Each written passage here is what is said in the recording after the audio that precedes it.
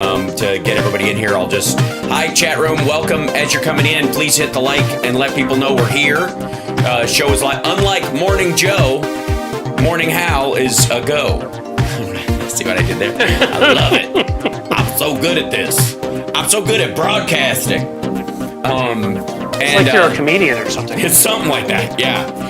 On the weirdest comedian holiday ever. We'll talk about about to go on stage before Sexy Liberal Boston when all this stuff, hit the ear. When the shit hit the ear.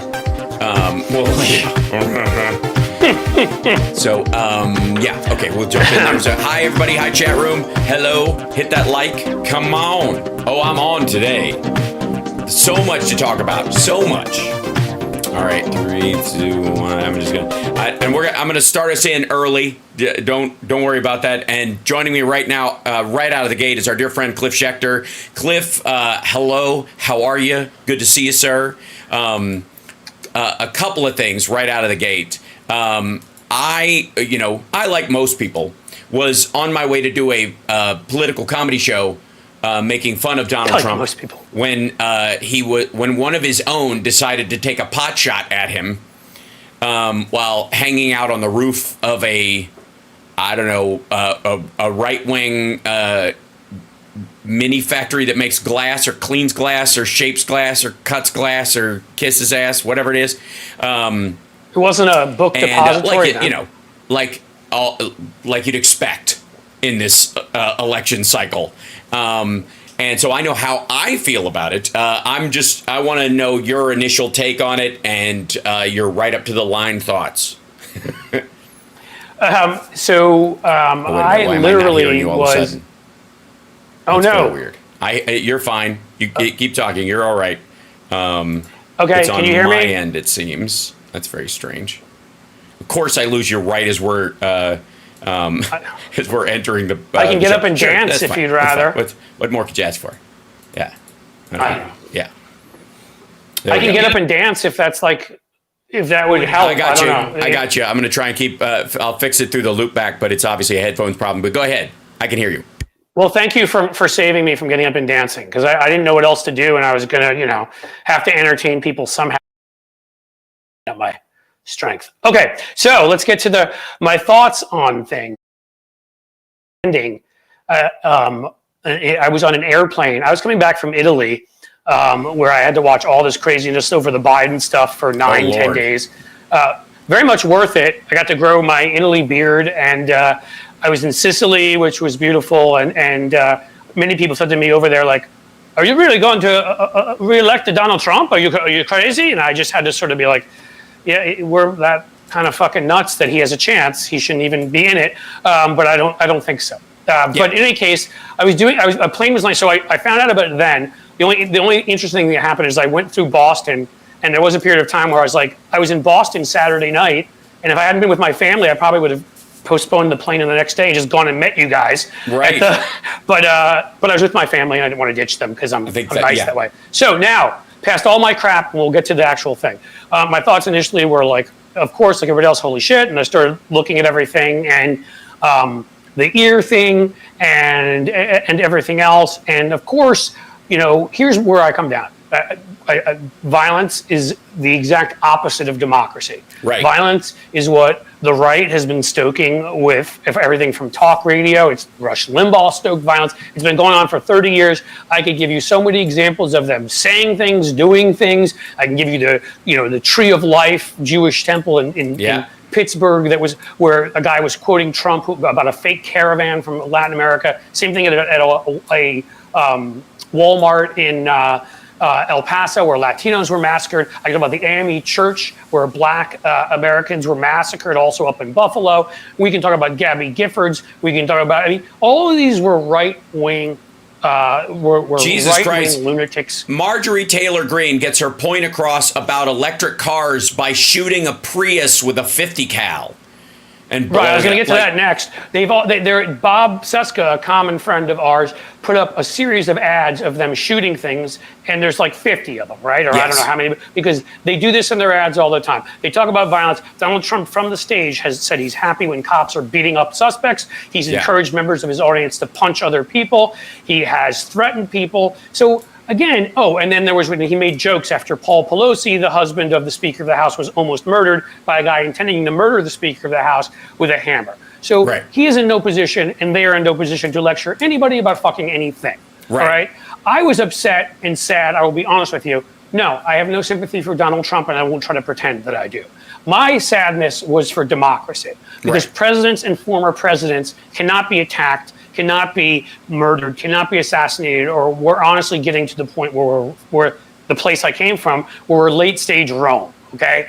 If we want this to remain a democracy, the kind of thing that happened with Donald Trump is unacceptable. It is horrible. Again, separate who Donald Trump is from the fact he is a former president. My feelings for him don't matter. It's horrible what happened. Yeah. We can't have that happen anywhere. And I will add to that, though, the stoking of violence that they have done, that they have committed. Some of the things I named, I can name a ton more if you wanted me to. Even afterwards, the tweets that went out from like that fucking jackwad, in Georgia, Mike Collins, who said Biden planned this, encouraging violence against Joe Biden, made up lie, whatever. And the way JD Vance, who has a good chance of being picked, but Trump says he's picking his VP today, though he also, said it was infrastructure week every week for 4 years. So he might not. But if he does, it could be. And JD Vance is a wholly unfit, amoral piece of dung who should be nowhere near the seat of power, who immediately blamed Joe Biden. We all did the right thing. I mean, I guess what I'm saying is, if I want to sum it up, if you want to know the difference, all of us said this is horrible. There should never be political violence. All of them immediately jumped to blame Joe Biden. Right. And that is, as you which pointed is effectively out, a tacit call for political violence, like a revenge, like against bringing Joe up Biden. the revenge. Yes.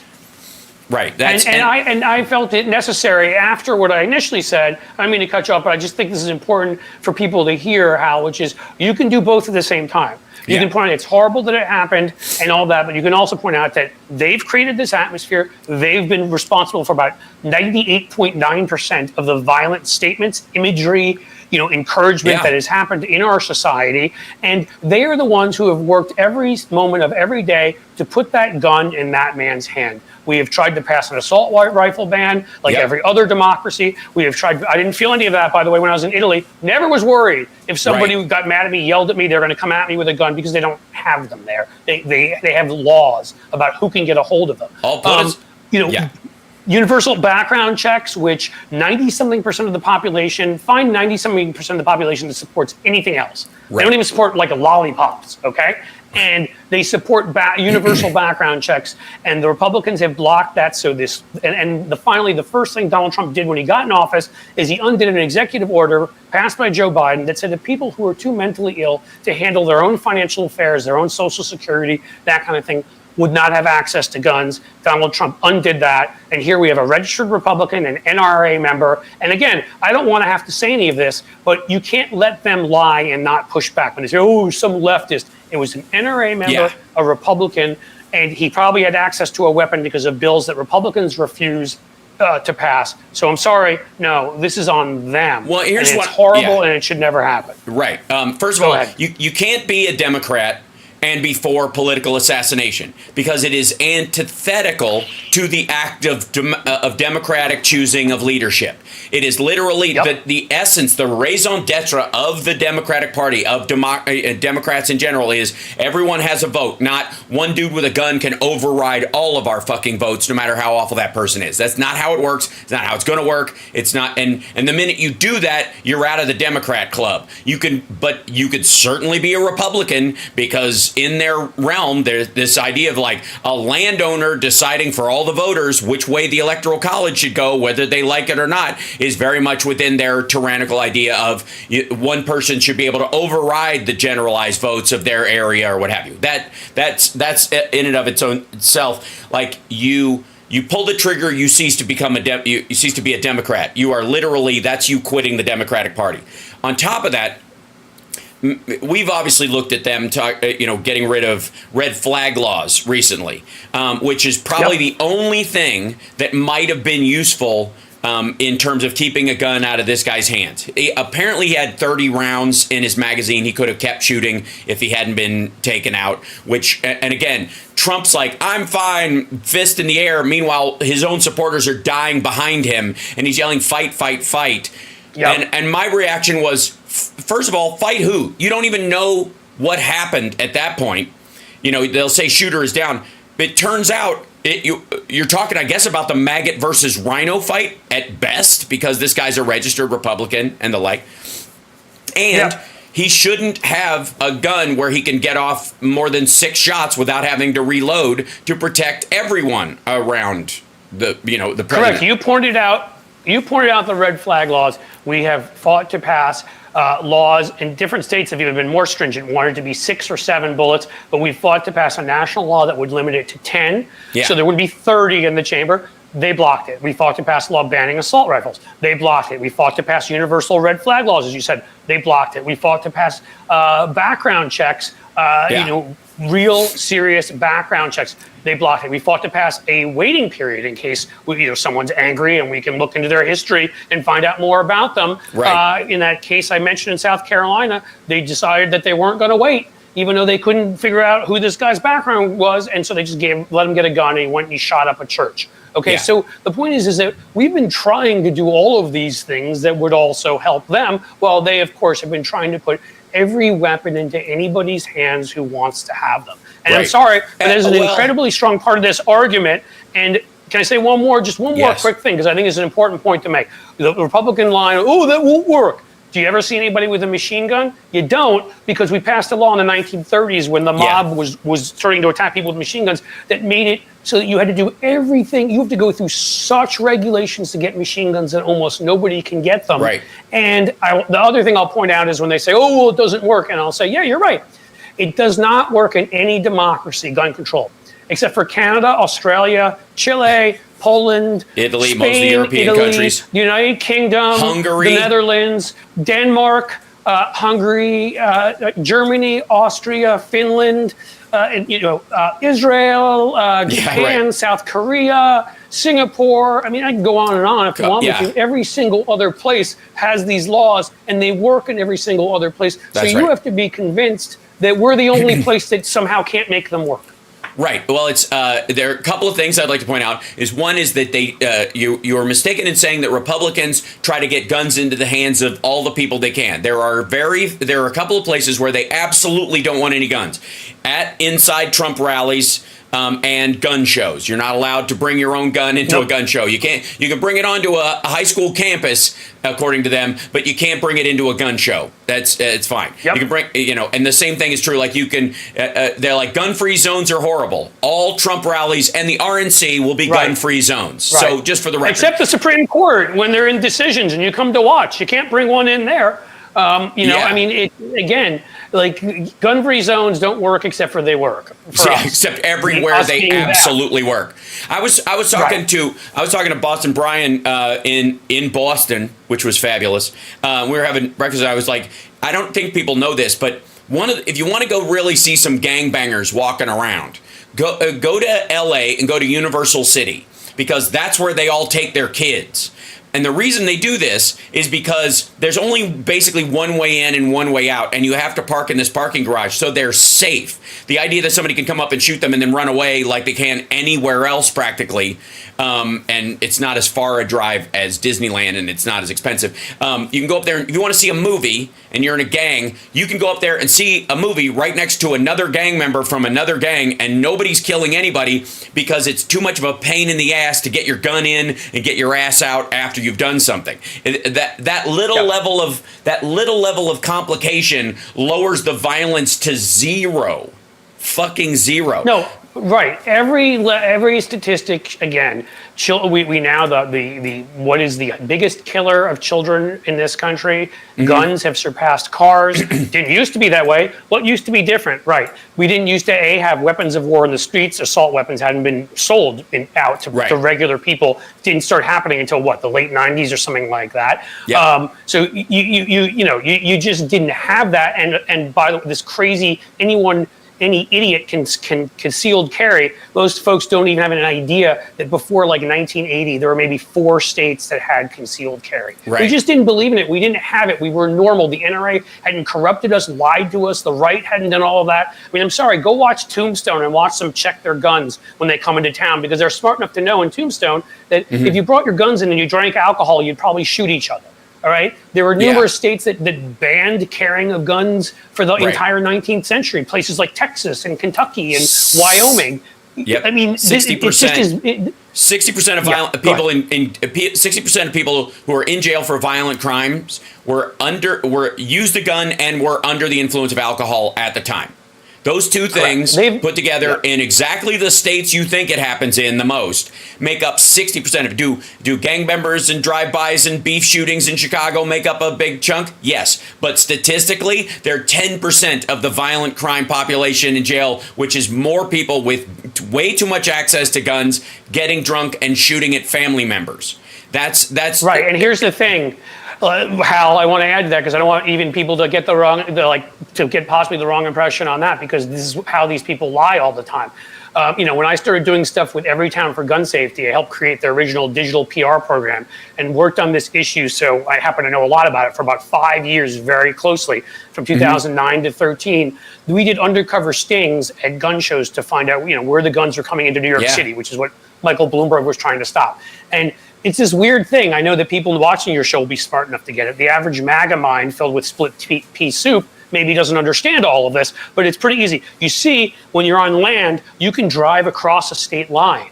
Crazy, right? And you can bring the guns with you. So you can have very strong gun laws in Chicago, but they have this place called Gary, Indiana, that if anybody's been there knows is not very far away. So what have they found the guns they found at criminal sites in Chicago? 60% of them come from Indiana. Another 30 or 20 or 30% come from other states that are nearby that have lesser gun laws, like Wisconsin and whatever, and then 10% come from Illinois. You can stop most of this. The state that gives you the perfect example, because you can't do this, is Hawaii.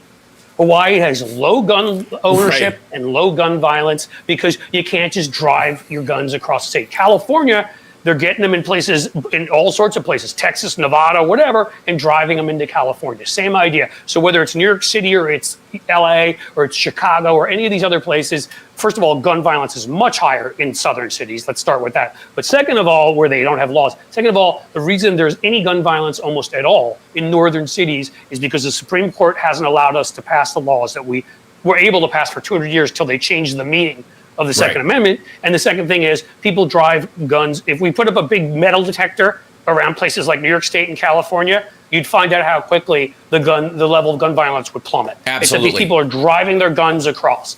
Meanwhile, the Republicans, the same week that Trump gets, accidentally cuts his ear with his own fingernail touching the side of his head as a bullet whizzed by, that may or may not turn out to be airsoft later if your conspiratorial mind is totally on fleek.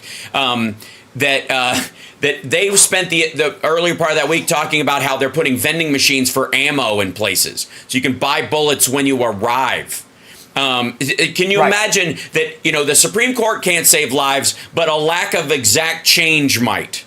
That in and of itself will be fucking amazing. That's what we have to hope for, I guess. I guess we've got now. From now on, only give out dollar bills as change. Yeah, it's like, bitch, if I had a quarter, like that kind of, or the dollars that that keep coming out, like this increasingly frustrated shooter just going ang oanga ganga oanga ganga oanga ganga when you're trying to get the dollar in and it keeps kicked back out. You're like, I'll murder tomorrow. That said, real quick. Yeah, here's something else also important to tell you, which is at a rally that Trump had. Numerous Secret Service agents, if either he was shot in the ear I heard some folks say, we haven't heard the definitive thing yet, that it could have been that the bullet hit the teleprompter and it was glass. Yeah. Whichever it was, that I'm not taking away from it, bullets still caused him harm. Okay, so somebody got off a number of rounds at Donald Trump. So they were able to do that while these armed Secret Service members, the best trained guys in the world, or certainly in this country, are there protecting him.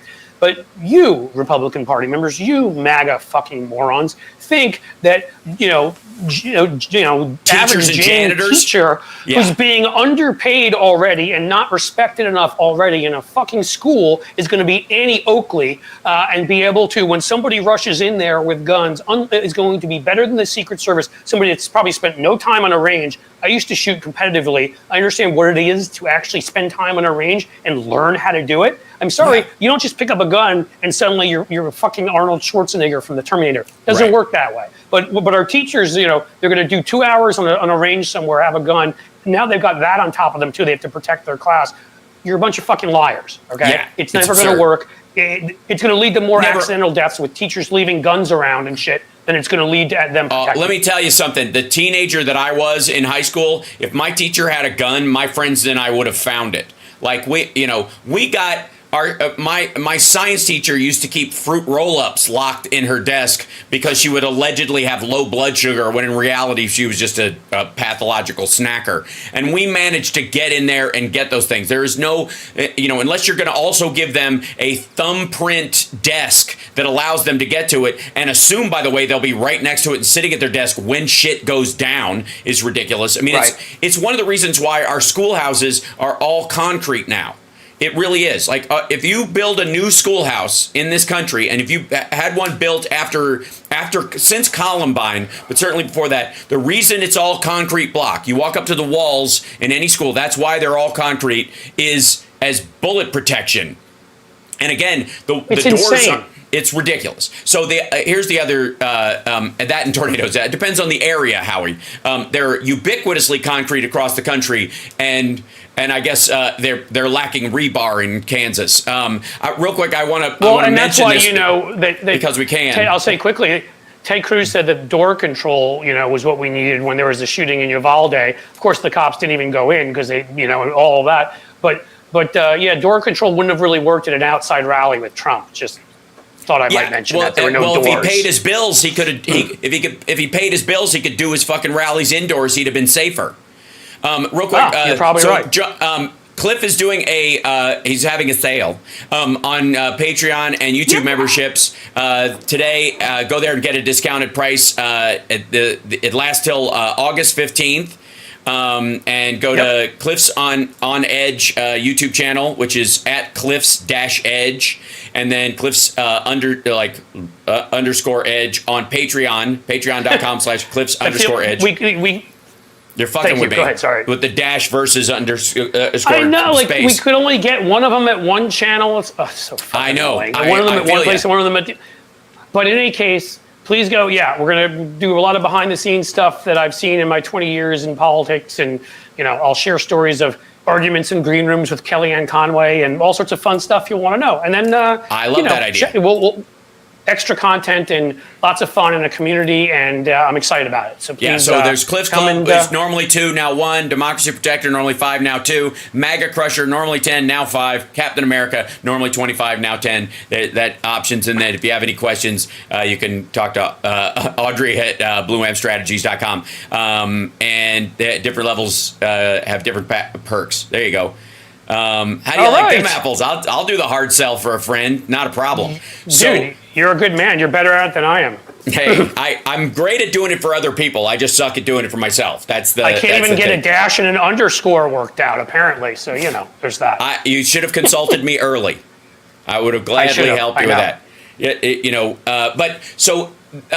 Let's first of all, somebody earlier, just a bit ago, let's see, I'm here on a Monday because you weren't here Saturday. Thank you, Hal Vickery, for popping in here. And Angela, please discuss the bumping of Morning Joe. Now, I got to say, and it's fantastic that we have you on today, because all of this, people behind the scenes and inside the White House and inside the administration and inside the inside up inside people's assholes have said to us that things are terrible and terrible things are happening and terrible things. And especially around like the Morning Joe thing today, it was almost like it jumped the shark. That NBC is, pulled Morning Joe because they were afraid somebody on Morning Joe would go, I'm glad he got shot. Which they're never going to fucking do. That's just dumb. Oh my God.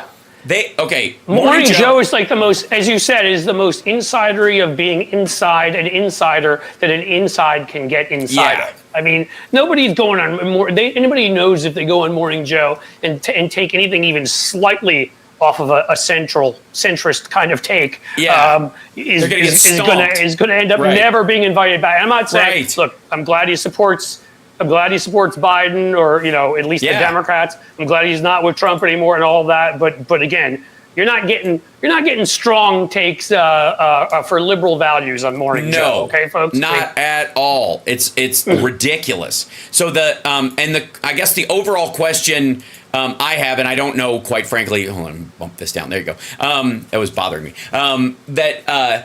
It seems like to me, if I want to put aside the fake conspiracies for the real conspiracies, what do the tables of people running companies sitting around do to maximize viewership, profit, whatever? They audience jack from one show to another.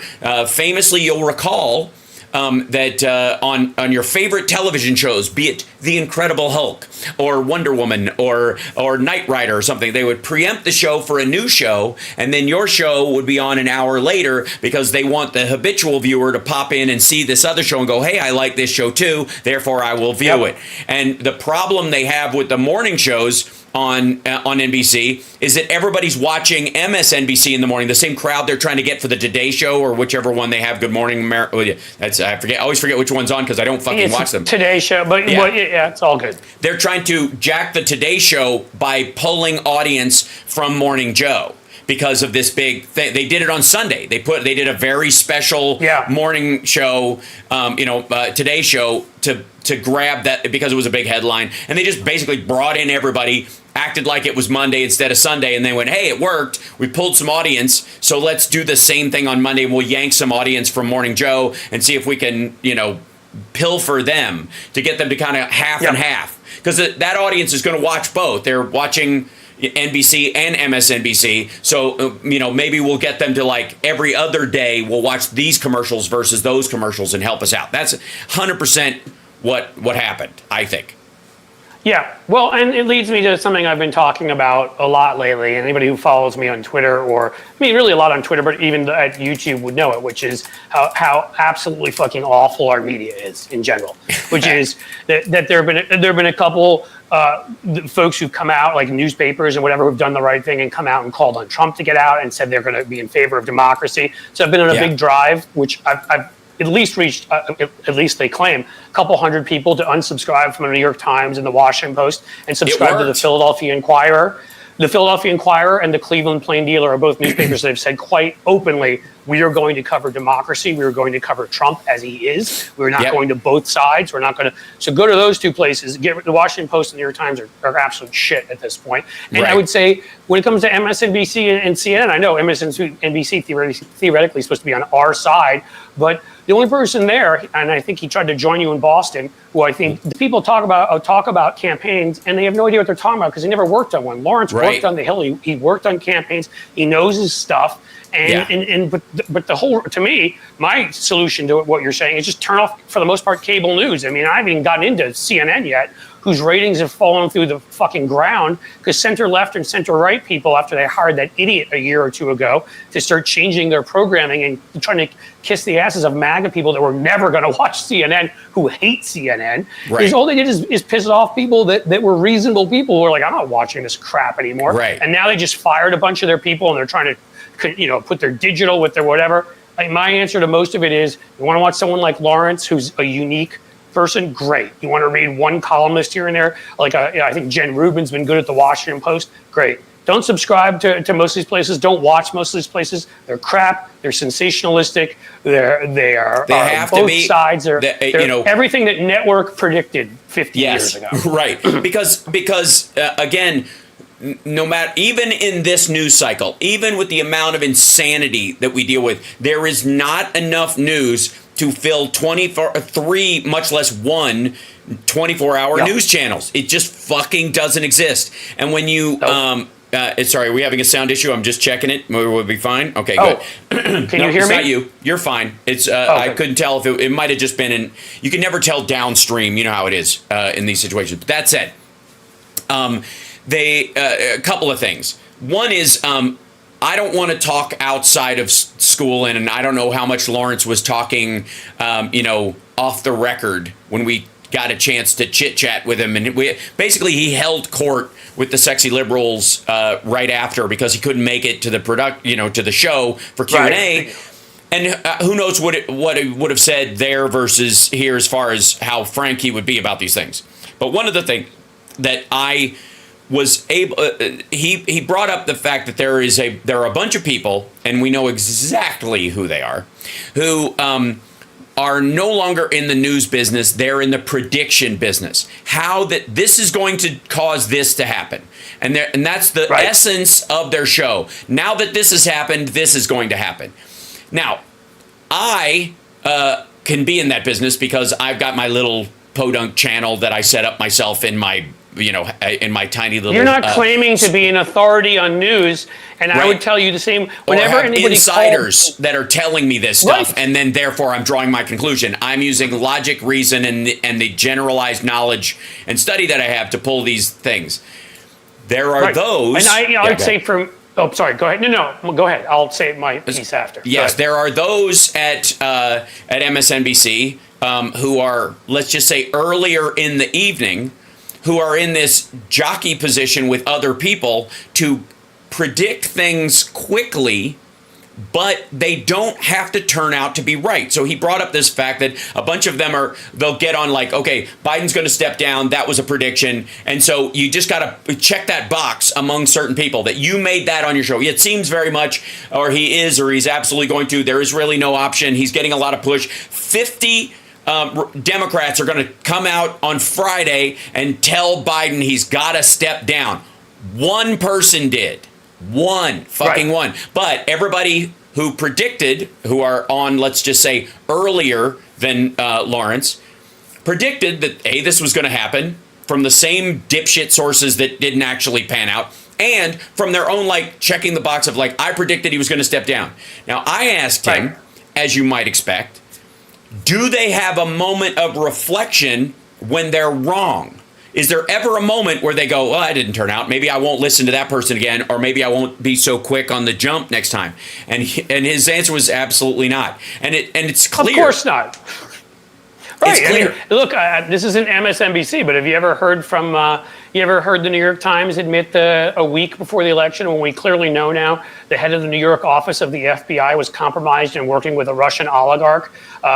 And magically a story appeared in the New York Times saying no connection found between Trump and Russia, like a week before the election, when there were 47,000 fucking connections between Trump and Russia. They were everywhere. Have they ever once, the New York Times, apologized for that? No, there's been no mention of it since then. That they got one of the biggest stories of our time, Trump's connections to Putin and how much Putin was helping him. Wrong. Let's not even talk about aluminum tubes back in 2003 and all the other things they've got. I mean, they don't. And so with MSNBC, of course, it's the same deal. And again, the thing about O'Donnell is that he's worked in this, he appreciates it, and he seems to actually care. So I think what you're saying when you say prediction, right? Like I think of the word gaming it out, and I think of it's a game to these other people. Like, it's all a game. Do I get this right? Do I get that right? Do I sound good saying this? Did I sound too liberal there? Maybe I need to even it out by sounding more conservative. Lawrence O'Donnell's just trying to his credit, is trying to tell you from his experience of actually knowing what the fuck he's talking about, because he worked, I believe, he worked for Moynihan, it was somebody huge like that, and he worked on campaigns. He actually gets it. the rest of that channel, virtually everybody, like they've never been close to working on a campaign. Most of them have never even were reporters following around. There are people writing for magazines that somehow ended up on TV. And frankly, when it comes to talking about political campaigns, they suck at it. They don't know what they're talking about. They can't even read basic polls for their lives and understand them. They don't explain to people the context of anything. I mean, I turned all those channels off years ago, and I mean, I enjoy, give me a good episode of Breaking Bad at 8 or 9 o'clock at night. I'm not watching that shit. That's where I'm coming from. But I don't understand why anybody. Don't get me started on Breaking Bad and the softening of our response to murderous assholes through the weaponization of anti-heroes for the last decade. Sopranos. Say my name, Hal. Okay, right. Sorry. No. Well, yes, that was a cultural thing but I mean, I think that we'll get into a whole different conversation. But yes, we will. I think a lot of that began with Scorsese, quite frankly, and turning mobster life into Goodfellas, yeah. And I love some of those movies, but they end up turning these guys that are murderers into the people you're supposed to like and support. And out of that has grown. Yeah, the fascinating part of it to me is, and you can tell by how Donald Trump has such a limited cultural awareness, that he's only seen, there are only 3 things that scare him: sharks, Hannibal Lecter, and Al Capone. And the only reason he thinks of Hannibal Lecter and Al Capone is because there was a window at some point where he was watching movies either with other people or by himself because nobody wanted to talk to him. So he actually saw Silence of the Lambs, even though he realizes he thinks it's just one lamb. I don't know, maybe because of the picture that Hannibal Lecter draws. Silence of the Lamb and the late great Hannibal Lecter. He's dead, but he's alive. He's real, but he's fictional. Trump doesn't have a fucking clue. And the Untouchables. He definitely saw the Untouchables. There was a period where he was trying to be I'm going to premieres or I'm in the know with Hollywood and that kind of shit. And so being around, he went and saw 3 movies and then he blew off everything else. He didn't finish shit. He can't even finish a whole episode of Shark Week. So the idea that he sat through any other movie. But these two. I was going to say that, go ahead. Sorry. No, it's okay. Go ahead.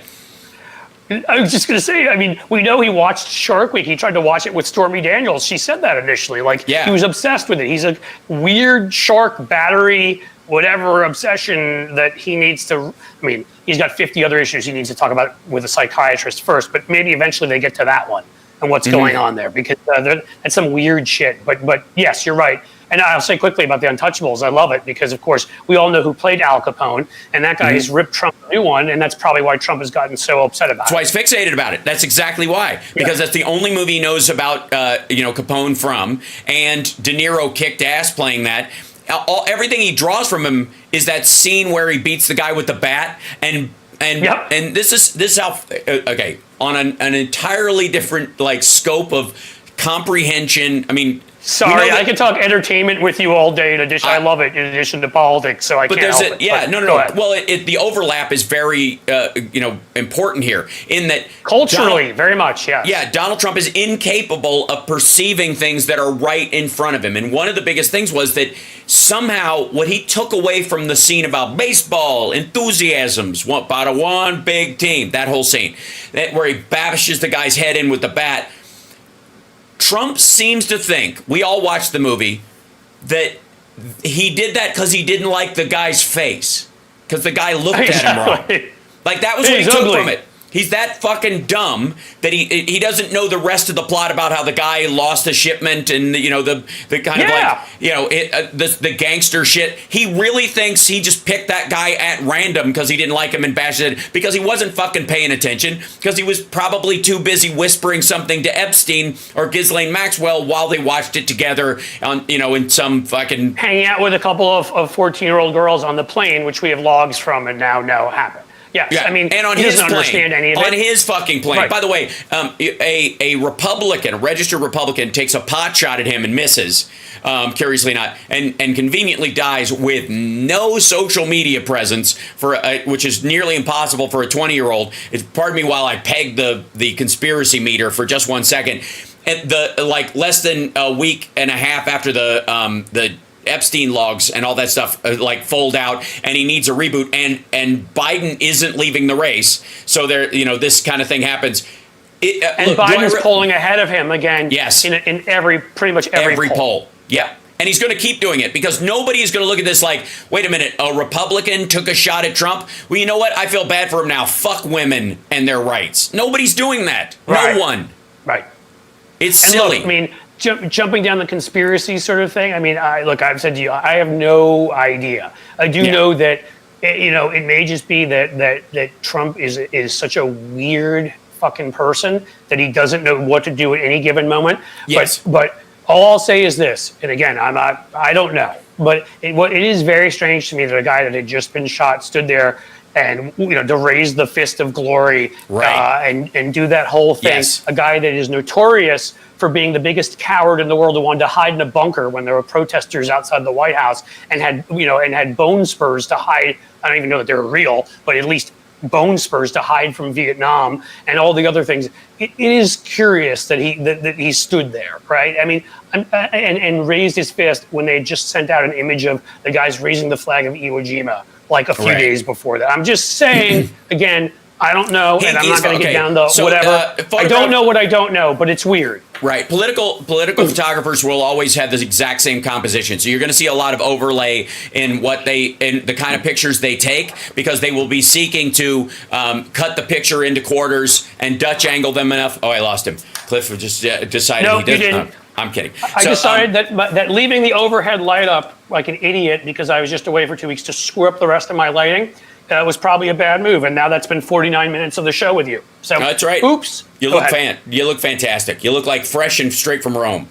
So, all right. But again, here's ultimately why I am not worried about this shifting towards Trump or any of this stuff, because the news cycle has tightened to such a ridiculous level that nothing lasts. Nothing except what will last is going to have any legs in this election cycle. Project 2025 has legs. Trump appointing more people to the Supreme Court that will be anti-woman or get rid of the right to contraception or eliminate, interracial marriage or allow it to be kicked back to the states if they want to be racist as fuck. All that stuff, that's got legs. This bullshit Flickr story of one of his own turning on him is just going to do it'll doom loop for 3 days in the same way that the debate did. Yep. That's over now too. You're right. That was supposed to. Do you mean Flickr like the cool old social media app, or do you mean Flickr like? Oh yeah, was there a Flickr? It's just like Friendster. The days. We should bring back MySpace. You're 100% right. You are so right. You could not be more right, pal. And I don't often say that to anybody, but seriously, because the right now with the media, again, it's not like something in the end serious happened to him. He ended up getting out of it with a cut and that kind of thing. If he tried in some way to milk it, instead he's out playing golf the next day when one of his own people is killed at his event. Right. So he himself stepped on his own story by saying, "Yeah, I'm totally fine. Nothing. It's like nothing happened." And we have God protected me. So many, that's the okay. So just so you know, this came out in the news. He spoke to the New York. He posted on Truth Sinkhole, but he also talked to the New York Post, and he said he goes, Ronnie Jackson is speaking for him, or is it Johnson who's speaking on it? And by the way, I would like to say that if Trump had any smart people around him, he would be talking to other people so that wouldn't reignite that whole Ronnie Johnson, Ronnie Jackson shit every time. You got dozens of people to be your spokesperson or to be the person who's talking on your behalf as a surrogate. He's literally one of the worst. But he goes, the Border Patrol saved my life. He said, if I hadn't pointed at that chart and turned my head to look at it, the bullet would have hit me right in the head. Trump, who was left wounded by the attack, said it pierced the upper part of my right ear. He said he managed to survive. He goes, I'm not supposed to be here. I'm supposed to be dead. By luck or by God, many people are saying it's by God I'm still here. Okay. Now, number one of your supporters was killed shielding his family from bullets meant for you. It would. Right, you might have sympathy if you weren't a sociopath. Yeah, and you might not say put off that golf that for God, a couple of days, right. and not say God protected me, but decided fuck that guy. What? Hey, you know what else? You know what else? It's key to know. All those guys that were killed on Utah Beach, who were storming the beaches of Normandy. God didn't like them all, apparently, right? Because they all God died. picks favorites. Right, all the kids in Newtown in that school who were in kindergarten, apparently God hated them too. God picked, as in Marco Rubio said it too. God clearly has a thing for Donald Trump, but there's all sorts of other people God apparently doesn't care about, which is our friend, mutual friend John Fugelsang pointed out is about the most blasphemous thing you can say. Yeah. But of course they don't. Well, and I'll go one further. I think God does have special plans for Donald Trump. He wants him to live out and experience his humiliation one-to-one. He wants him. He knows that dying would be too easy for him. He would just and he'd have to see him too soon, I suppose, if you're talking those kind of godly nature. But at the very least, Donald Trump would have to. Now Donald Trump has to go through this trauma, which is terrible, and nobody should have to go through it. And I'm totally against it. And then watch him as he loses the election and his court case, which Eileen Cannon recused herself in the dumbest way possible today by dismissing the case. But she couldn't do it with prejudice, which is what everybody's going to think because of what just happened with Rust and the Alec Baldwin. Alec Baldwin's was dismissed with prejudice. This was not. Just because the special prosecutor was illegally appointed, according to her, that's not true. But also, they will, if they just went, well then, the president will do it. Bink, there you go. Now it's legal again. It doesn't change the charges. This is again another situation where Trump is claiming exoneration when simply he outran the statute of limitations on some things. Dude, motherfucker, you're just telling us you're guilty. They just didn't catch you in time. That's not a dodge. That's No, I just want to say before, I don't think it's a off-base impossible argument to make that God has also caught a whiff of Donald Trump and is like, I'm not letting, like everybody else who's around him and smells him, is just like, I'm not letting that guy anywhere near the pearly gates. I don't know if there's a special, so I think that's worth, a special elevator? There is. I think it's just worth considering as part of all. I mean, look, in all seriousness, whenever the nuts and those that are just demagogues like Rubio start coming out with the God stuff, it's just the most offensive thing when you think of all the people in our history who've sacrificed and done amazing things and given their lives for causes. And again, even though the guy was a QAnon guy who, if I admit, I probably would have hated in real life, I will give credit to this person in the crowd and say, this man died saving his family. He sacrificed his life for his family. And you, not only do you, I don't even know that Trump has mentioned him. You're playing golf the next day and saying God was saving you, but apparently that guy was just, raw sewage to be tossed away. The comparator, the guy who, I look forward to the cringe of Trump mispronouncing his name. And again, the fact that he went golfing the next day when they haven't even fucking buried that guy. Again, why would you go golfing? Even, here's the weird part. Even if you need I got to fucking have a mental health break, I got to do something normal afterwards, you do it indoors, but don't shame the fucking guy. I was going to say, he loves crispy KFC thighs. Just munch down 47 of those. You're fine. Jiminy Glick a pile of donuts, but Jesus Christ, the guy's family doesn't. They just identified his fucking body when he died on top of them, and this motherfucker is he's talking about how God protected him and how he dodged he said apparently on the golf course he sank a putt and some dude was like. They were applauding him, and he's like, unlike the shooter, I don't miss. Ugh. He said that on the fucking. Are you out of your fucking mind? I mean, they just one of your own just died. The shooter didn't miss somebody. They missed somebody. Somebody's dead, and their kids and a wife who are lacking a father and a husband. But you're okay, and as we know. I would love to argue, that guy, I'm sure, like you, I would have fucking hated his argument for everything, and it was just ridiculous. And I would have called any, 7 different names, him bringing his family to a Trump rally, considering, Trump's closest to Epstein and all that kind of stuff. But I want him to be alive because I believe I can convince him. I believe Yeah, I and can we talk believe them out in of it. democracy. Yes. You and I believe in this weird concept of democracy. So no, I don't want people, just because I hate their politics and really, frankly, everything Yeah. about them, I don't want them to die, because that's not how you handle it in a democracy. No. I want to crush them at the polling place. I want to crush them with ballots, not bullets. Yeah. So no, I'm not happy about that, because Right. death, I mean, it's a tragedy. And it's just another thing, like these folks on January 6th, who, yes, were horrible and committed horrible acts, but how many of them were brainwashed by this idiot cult leader and Right. Fox News and the rest, and their lives are destroyed while Donald Trump is out playing golf again the next day? I mean, Yeah. that's the story of Donald Trump, right? Yeah, I think that's a great, and we'll finish on that, because I want everybody to check out Cliff's Edge. It's underscore edge on YouTube and dash edge on Patreon. I already have it memorized, man. That's how this brain works. You're awesome. I guess I'm going to have to get a link tree to, make it It's a easier, great idea. but, It's or buy a URL specifically that routes to each one. Like, that's why That's what I'm gonna do, infotainmentwars.com, baby. people, just, it goes straight to the when YouTube I channel. call you, Yeah. Hal, I don't care if I have to pay you as a consultant. You're so much smarter than me technologically, and such a different planet than I'm on. Like, Anything you need. I'm calling you, and I'm just being like, dude, hook me. You're gonna have to set me up with everything. You just have to. You got it. It's a deal. And I'll do it. I'll do it and for I'll bring you to anybody on our Cincinnati side. here and I'll fill a place here. Bring you to Cincinnati here for a comedy show, because we need you.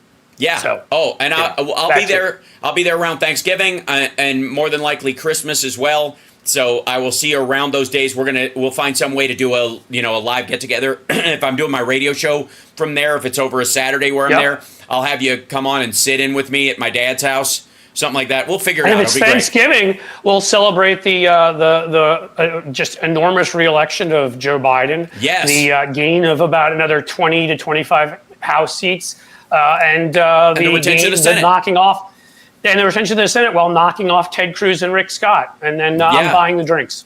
I'm for it. I'm for it. Thank you so much, Cliff. I'm going to bring in Tara. She's waiting in the wings. I'm sure she's got plenty to talk about these days. Be safe, and I will see you soon. You too. All right. Thanks so much, buddy. Appreciate it. Absolutely. Cheers. And then let me go in here. Why am I all shrunk down on this one scene? That's not right. Whee! I'm going to fix my... There we go. Hold on. And I got to drag this down and make it bigger. Get out of here. Whatever. I'll just float. It's fine. All right. Let me bring in Tara in 1 second. Let me do this. Sorry, you'll be Cliff for a split second while I put in your name, our dear Tara. Let's see. Turn that off and turn this one on. There you go. Oops, I think I have a whole... Yeah, I do. Okay, there we go. It got moved. There we go. And we'll put her in, and I'm sure she's got nothing to say. I get it. It's a dry news cycle. It's entirely possible, that she's just like, we're in a wait and see game. Right, Tara? I don't hear you. I don't hear audio coming from you. Just letting you know. I don't see it coming up on the little meter on the side. You can hear me, but I don't see audio coming from your side of the thing, which means your mic thing. Hold on 1 second. Maybe I'll be able to fix it. Give me 1 second. I can sometimes. Let's see. Oh, you're using your AirPods. I see. So let's see. How about this? Use this one. I'll request that. See if this helps. Okay. I heard you a little bit. Can you? There you go. Hello? That's right. There you go. Hi. So hopefully that's better. Can you? Yes. Wait, I want you to be able to see the message T-shirt also. Okay. It says "Be a better human." Yes. It do. And then here's the problem. They're doing the ridiculous construction outside because Portland. So if you can hear that, I can move to the closet and shut the door. The iPhone voice isolation is spectacular. You have nothing to worry about. So super. Yeah. Obviously. Hi. How are you? Hi. What's new? What's going on? How was your weekend? I was walking through a parking lot on my way to the theater, carrying my guitar and stuff for a sound check, when all this bullshit goes down where apparently a Trump supporter decided he was not going to be a Trump supporter anymore, or was a huge fan of J.D. Vance being on top of the ticket, or was a big like Romney / Mitch McConnell fan, and was just tired of Trump's BS or something. I don't know, whatever. Rolling in and then tried to take a peg at him. And yeah, I heard something about that. Yeah, and then I was like, "Oh, good, let's go make way jokes." Out the door, though. So yeah. You know, I was just on my way out the door to the Mississippi Avenue Street Fair here in Portland, and coincidentally, a year ago at the Mississippi Avenue Street Fair in Portland, there was a shooting. So it's a full circle American moment on a typical Saturday in this country. You know, yeah, totally. I mean, like I was surprised that you know what. I mean, there are so many things to say around this, and literally one of the first things I tweeted was, I'm just going to go to the street fair and let all of the conspiracy cycle through a few times, and then come back. And the clip has been now examined just like the Zapruder film, right? And everyone's trying to break it down and look at it, and there's this photo of him with the red slashes on it, like he looks like he got kissed by a trout mouth person. Yeah. And so here are the things that, like, after I've had time to look at it over the weekend and write about it for Hill Reporter and just process a lot of things, something that I said that I saw reiterated again and again on Twitter by people who are experts in the field, so I felt justified. When I used to live in Georgia, back in the dark ages of my marriage, we were friends with a husband and wife, and the husband had worked for the Secret Service. Right. And he worked on Jimmy Carter's Secret Service detail. And so there were things that I learned about, like, he didn't go into super specifics because he can't, but there were things that I learned about Secret Service behavior and how they behave in a situation where they feel that the president is compromised in any way. And one of the things that I learned above all else is they protect the president and shield him from sight. That's the number one thing that they do, so that if somebody gets off a shot, they can't get another one no matter where they are, how close, how far, whoever else is around. If they try, they're going to hit an agent, not their intended target.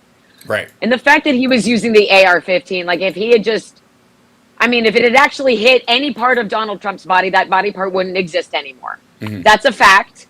So, and then and I don't trade in conspiracies, Hal. I'm really careful to make sure that I'm focused on the truth. And so with the truth to me that I saw and kept seeing over and over again, once he went down, we never should have seen him at all. They should have covered him. Why do we care more than his own people? Why? It's not even about caring. It is what the protocol is. Bottom line. So not only was there not an escape hatch under the stage, which, maybe they couldn't do that in such a short amount of time. It won't fit. But there should have been a Winnie the Pooh. Seems we got a bear stuck in a hole, Right. Maybe there was a large picnic basket. But what they needed to do was create a human security blanket on top of him. So that there was no way. He never should have been stood up to face the crowd and wave his whittle fist and yell, "Fight, fight, fight," after he got his shoes back on. If somebody fucking shot at me, I wouldn't care where my shoes were. If it was a true threat on my life, I'd like to be the fuck out of here and make sure no one can see me. And instead, there's Donnie photo op like he's fucking Josh Hawley again in front of the January 6th people, whipping people into more of a frenzy. Who yells "fight, fight, fight" at the moment right after they get shot at? Right. By the way, he didn't get shot. He got shot at by someone who just wasn't that good at shooting. And let's all be grateful for that, because first of all, I genuinely don't condone violence of any kind as a solution. Right. Never have, never will. Don't use. It's not a thing for me ever. I don't want a gun. I don't care if you do. I just don't want you to kill another human with your gun. I don't think that's a lot to ask. And a lot of this just does not add up if you're looking at it as if you think it's been staged, because a lot of it looks staged because they're already profiting and fundraising from that image. It's still a registered Republican who ultimately pulled the trigger on the Republicans' favorite weapon at the Republicans' favorite person.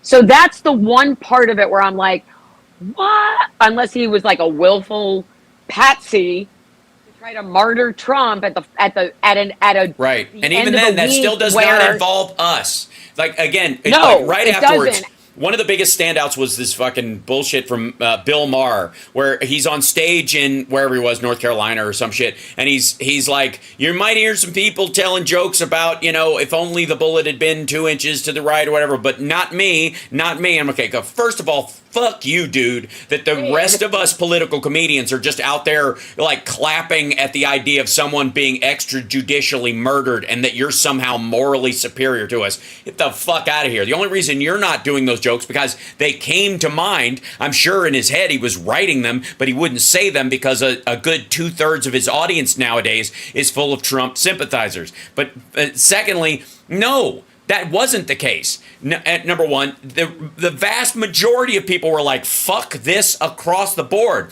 Because even people who don't like Trump were like, they don't want him to get sympathy from it. They don't want some sort of bullshit narrative to be drifted off of it. There's all sorts of reasons why. We definitely don't want him martyred. Right, it's absurd. They were insta-martyring him. They've been trying to martyr him since he left office. Yeah. Right, and then and then the other aspect, and I'll continue, is that Maher was saying this kind of idea that what was it, that he was I'm not going to make these kind of jokes. Other people would do it, but the left has something to answer to. The left, okay. First of all, no, we don't. By the time he was on stage, the news that this guy was a registered Republican was already out.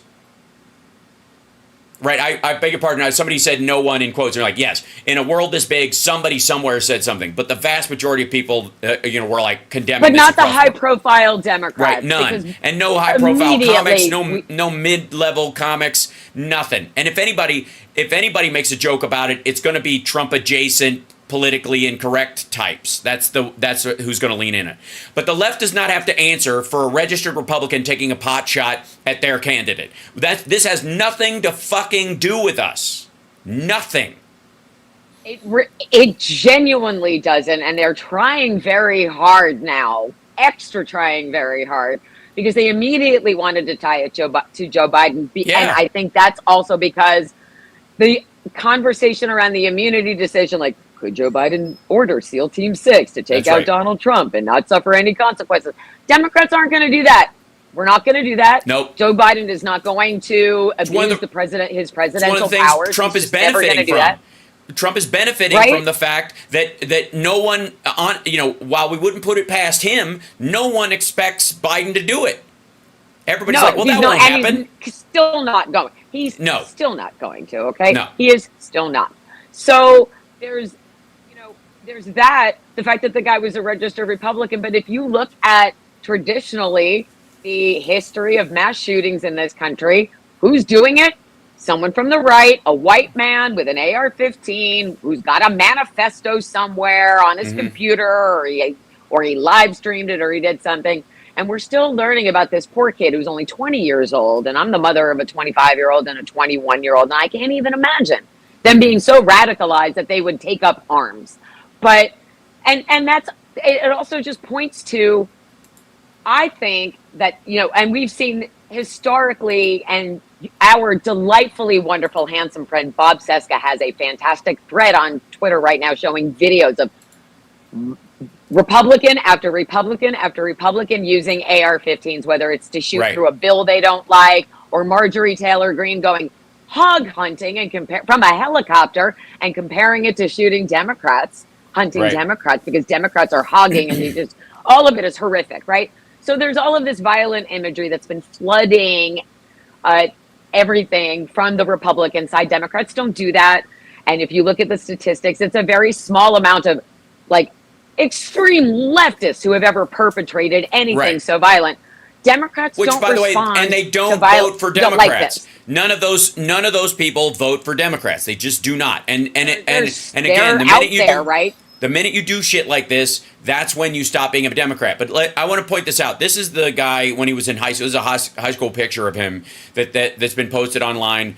Thomas Matthew Crooks, the guy who was identified as the shooter and all that stuff. This is a high school shot, and he is wearing an American flag, like Mount Rushmore shirt in his school picture. Now, I picked my own school picture shirt at that age as well to try and show who I am as a person, right? And mine was a fake book, a comedy book that said, Rush to the Bathroom by Willie Make It and Betty Don't, because I thought it was hilarious, and it had one of those like keep on trucking people drawn on the front of it, and I was like, that's gonna be that's what I want for posterity. If you find a picture of me that's gonna be used in this situation, that's the shit it's gonna have on it. This is during the Trump years. This is a couple years ago, right? That this picture's taken, and he's wearing a Mount Rushmore shirt. He's a registered Republican now. The thing about him donating DAC Blue turned out not to be true. That's another guy who's 60 years old, same name across the state, but did not do it. This very popular, common last name in that region of Pennsylvania, right. Apparently. Absolutely. And Thomas Matthew isn't that weird, as biblical Christian names go. That's not that weird. His father is a registered libertarian who has 20 legally owned guns. His gun was purchased legally, even at his age. He can't buy a handgun till he's 21, but he could buy an AR-15 at 18 years old in Thanks, Pennsylvania. Marika. There you go. So much, Marika. Thank you, NRA gun culture. Thank you so much. There is no Antifa. Here's the point I was trying to make: is there's no Antifa hyper left kid who's planning to shoot Donald Trump 4 years ago, who's wearing an American flag shirt in their school picture so that they can later double fake people. In the same way that there are no Antifa people who aged themselves 35 years, got diabetes so that they could attack the Capitol wearing MAGA hats, so people would think that MAGA was bad. Like the conspiratorial aspect of it is pathetic. It's just reality. Speaking of which, though, sorry to interrupt you, but speaking of conspiracy theories, did you notice that at the moment it happened, standing right behind him was QAnon JFK? Yes, back and to the left. JFK was right fucking behind him.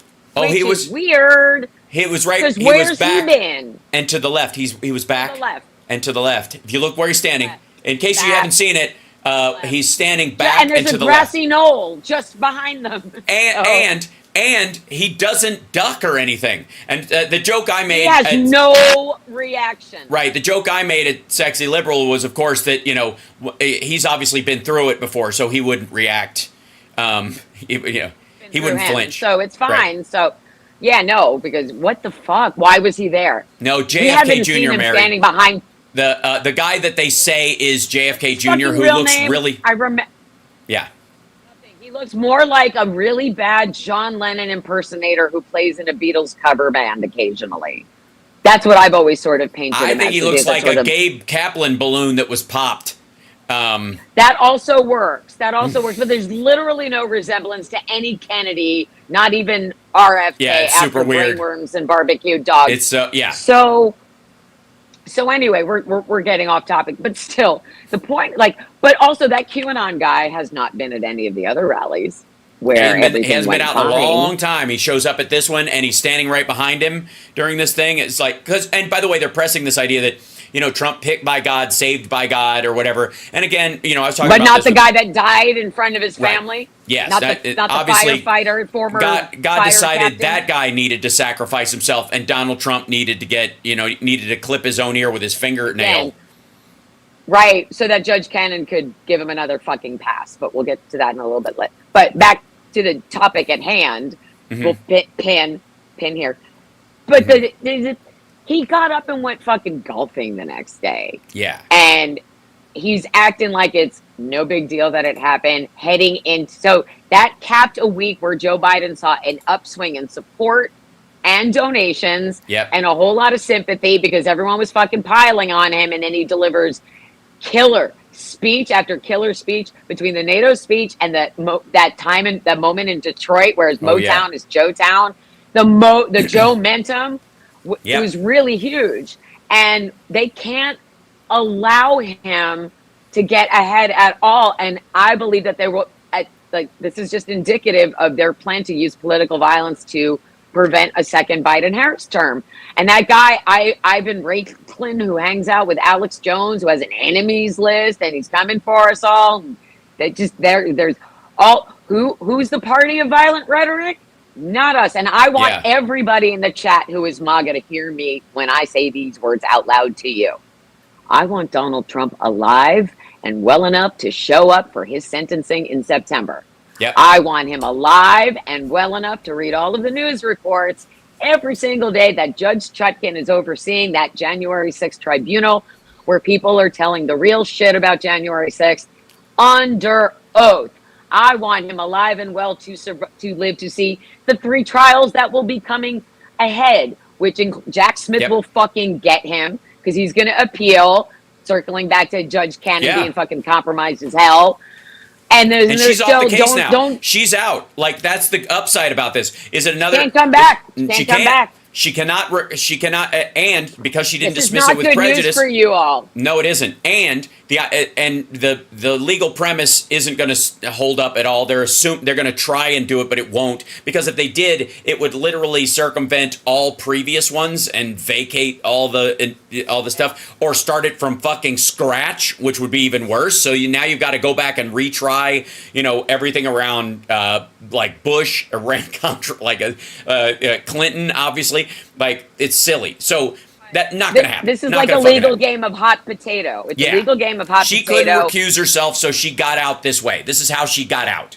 This is how she left the. Yeah. Now maybe there's no polonium in her tea tomorrow morning, right? This is how she gets away with maybe living the rest of her natural life out as most humans should be allowed to do. Because she would have had, she's seen the evidence, she knows she would be presiding over a guilty verdict. And that's scary as shit for a maggot.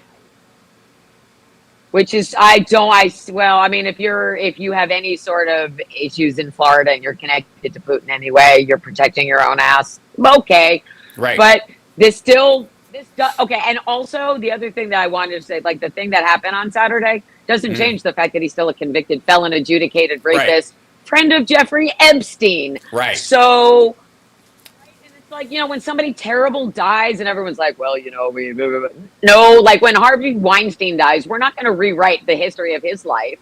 We're going to say he was a rapist piece of shit. We're going to go all of his women-forward movies that he produced were just so he would have access to women that he could debase, because he wanted the very women who would lead women to live better, more inspired lives to have to subjugate themselves to his fucking warty frog fucking face. And Trump ultimately will find his way to the same fucking chapter. And maggots will fight this all they want. The Gorkas and the Ronnie Johnsons of the world will defend his legacy until they sputter out themselves. But I got news for you. The vast majority of the world population, much less the United States population, will shrug Trump off like a bad case of fleas when he goes naturally, which is how I want him to go. I want him to go absolutely on his own time scale, hopefully in jail. In the best of all circumstances, he gets some sort of punishment, because again, what he's awaiting sentencing for is what Michael Cohen also went to prison for. They are the same crimes. They should do the same times. There's Duke. Anyway, he is not immune from that decision. No. He is not. Like, they want to go back and retry it essentially because maybe Hope Hicks said something that would have been privileged. Blah, blah, blah.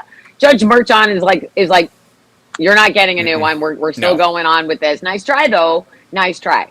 And I think it's also really, really important that all we have to do as Democrats is continue to tell the truth about Donald Trump's history and the history of the party that continues to support him, which is they love their NRA blood money because it's still green after you launder it. Right. So, and it's still, and there is still Well, it's also ill-gotten gains. On the party. Yeah, for a failed businessman who can't make it for real, competing on a level playing field with other real estate people who don't have Russian, Deutsche Bank money in their hip pocket, protecting them from their own stupid mistakes for years. This is the kind of one of the other examples. Okay, for around when this happened. The problem that he has, both with Alex Jones and Joe Rogan and all those shitheels around him, is that nobody believes anything anymore. They've spent their entire time running from reality so much that they can't even, they couldn't even settle on the right talking point for, when he fucked up Nikki Haley's name and he comes out and screws it up, right? Or Nancy Pelosi's name for Nikki Haley. And so they were saying all over the social media that people were blaming the Chinese. The biggest target right now is one of them is the RNC. People thinking the RNC is behind it because they're trying to get rid of him before it because they want somebody who can be in for 8 years, and they want JD Vance to be the guy so he can just MAGA his way up even though he's totally unelectable. So the idea is that they'll scare Trump into putting him in, and then and then they will control Vance through other money because he said Trump was America's Hitler, which is, by the way, could be America's Hitler, which is, I got to say, farther than Biden has ever gone. Just saying. And he would never say that. Right, exactly. The rise of hillbilly effigy JD Vance makes me very angry because he likes to slap his wife around. Apparently, he's fine with domestic violence, totally fine with it, thinks it's justified. It's between a husband and a wife. He also, a guy who lies in his memoir so he can sell it to Hollywood, while yours truly has a book right here that could be sold to Hollywood right now. It's fiction, so it doesn't matter. Yeah. And also there's a puppy in it who doesn't get murdered. But anyway, eyeliner enthusiast who makes fellow eyeliner enthusiast Hal Sparks look bad. I think it's terrible. But anyway, he's such a fake piece of shit. Mm-hmm. And the problem is that, we have all of those tweets of his when he was speaking truthfully about Trump, and now he tries to deny. You can't deny that he said those things because he totally did. Mm-hmm. And he was warning people about how dangerous it would be if Trump got elected in 2016. He was telling the truth. And then when he ran for Senate, he learned he couldn't win as a Republican without MAGA votes. Right. So then he went around and deleted all of that stuff, not realizing that screenshots are forever, JD. Yeah. So, unlike your political career. So, and it's just ridiculous that he's where he is and positioned that high. And again, it's also ridiculous that there's any conversation about who Donald Trump's VP will be when we should only be talking about his criminality and their attempt to implement Project 2025. Well, I think which JD Vance is obviously, and he denied that he knew the Heritage Foundation. And then there's a video of him doing a speech at the Heritage Foundation. His entire they can't stop. So why Project 2025? Why release it? Why now? And I've mentioned this a little bit, and I stand by it. I think why am I flickery too this morning? And whatever, we'll figure it out. I don't know. It's very. I thought it was my shitty Portland Wi-Fi. It's my end of things. Are you necromancing while we're on here? Is that why you conjuring? Yeah, that's right. Democrats are devil worshippers. Oh my God! My earlier camera's when all you did messed up. Wyoming. So, the Marjorie Taylor Greene face earlier though. That was the funniest. That made me laugh so much. Oh, well, because I want you to know that I have whittled down my Marjorie Taylor Greene impression to 2 simple words. You ready? Yes. Because everybody can do it. Once I do it, you'll all be able to do it. Mm-hmm. President Trump. Yeah, right. President Literally Trump. All you need. Trump. Everybody knows who I am, who I'm doing an impression of, and the longer you can drag it up, President Trump. Try to get it in the back of your throat a little more nasal, because she's been doing so much cocaine lately. President Trump. That everyone knows it's Marjorie. Anyway. There it is. Excellent point. I agree. Like I said, I think they're hoisted by their own petard in that they've been dabbling with the Alex Joneses of the world so much that they can't get out of that zone enough to even trust the information that comes out. And because this guy is a registered Republican, there is so much paranoia around the RNC and Trump and all this stuff. They don't know how to react. It's interesting because if they could get clarity on this talking point, it was an Antifa person wearing black bloc with an armband that says communism rules, and they were trans, right. They'd done a drag queen story hour at a local coffee shop while dressed as Elizabeth Waring, and is their drag name, right? And it was so right. It's all all that packed in. They would still, because of who they're surrounded by. President Warren. W-A. Yeah. Well, apostrophe. look, Elizabeth Warren spelled WARRIN with an apostrophe would be Yes, that's awesome exactly it. drag Yeah, that's what I queen mean. name. Yeah. So, Fucking awesome. You trademark that. Right, yeah. I throw these things out all the time. If I trademarked every brilliant thing I accidentally I do said, the same thing. I'd Gold. have, We just throw I'd out have, the gold and I'd have more let you guys patents have it. than Tesla and Einstein combined. That's it. Wouldn't that be great? That because of who they are, even if it was served up that smoothly to them, if it all fit the narrative that they want it to fit, they still wouldn't fucking believe it. They still couldn't bring themselves to fucking believe it because of the nature of who they live with, who they surround themselves by, who's crafting their talking points. You know, from Tucker Carlson and Rusty Trombone and Alex Jones and fucking Jimmy Dore and that crowd, none of them believe in anything. God. They're all nihilist, wannabe libertarian, rich kid assholes. And none of them, they've taught their entire audiences never trust anything. So why would they trust any details even when they're telling them? So and that's what else why do they all this is have not in gonna, common? Right. Well, this is also why this isn't going to have legs. Why it's not going to work in a week. It's why it's not going to. There's no sympathy in November about this fucking shooting by one of his own. No. Right. It's not going to last because even if it was packaged perfectly for their narrative and what they wanted, they would still fuck it up because of who they have decided to be. Right. And they want any excuse to respond violently to something. Right. So this gave them one, and they immediately started reacting violently with threats against Democrats, threats against Joe Biden. And then we just came back with, well, here's the facts that number one, Republican. Number two, here's that photo of a pickup truck with Joe Biden bound and gagged on the back that Trump himself shared.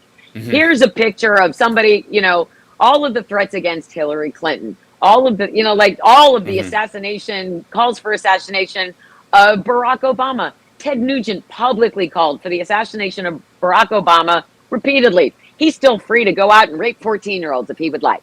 So, it's ridiculous that they continue to try to push the narrative that we're violent, we stage deep fakes and false flags. Every accusation is a confession.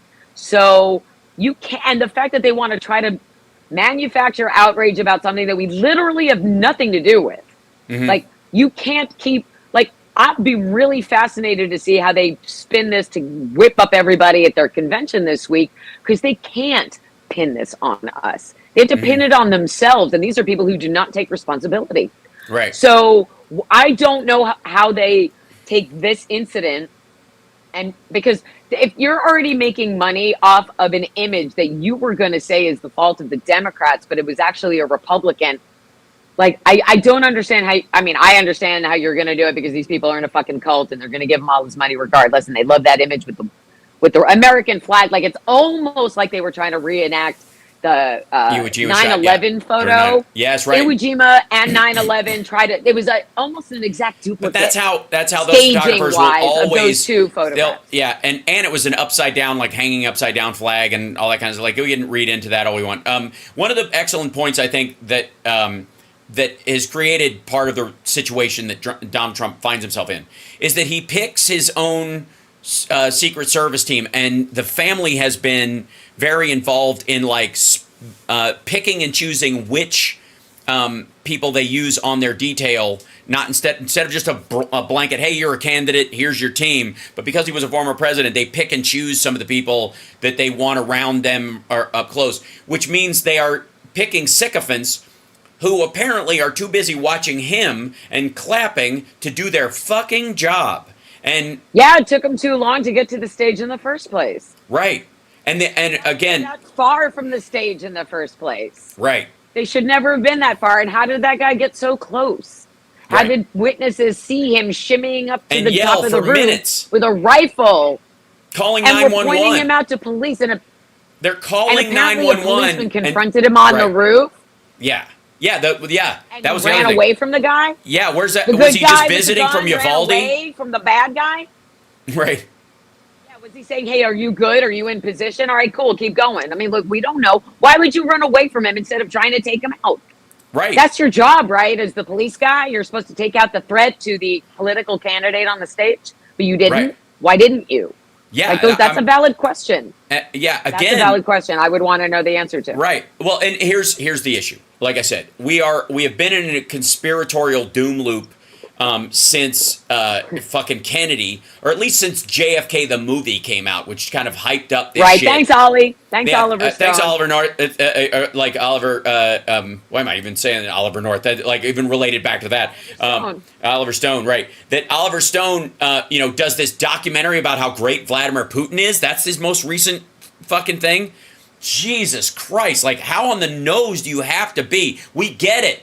You hate America and you've been undermining it with every conspiratorial thought you've ever had, and that your whole bullshit narrative was never about, hey, we need to look at America warts and all, but we need to destroy democracy, and I'm going to do what I can as an artist to undercut people's faith in their own system and blow up every wart to make it look like it's the entire animal. Fuck you, Oliver Stone. But anyways. Yeah, you can go move to Russia with Steven Seagal. No one will miss you. Yeah, exactly.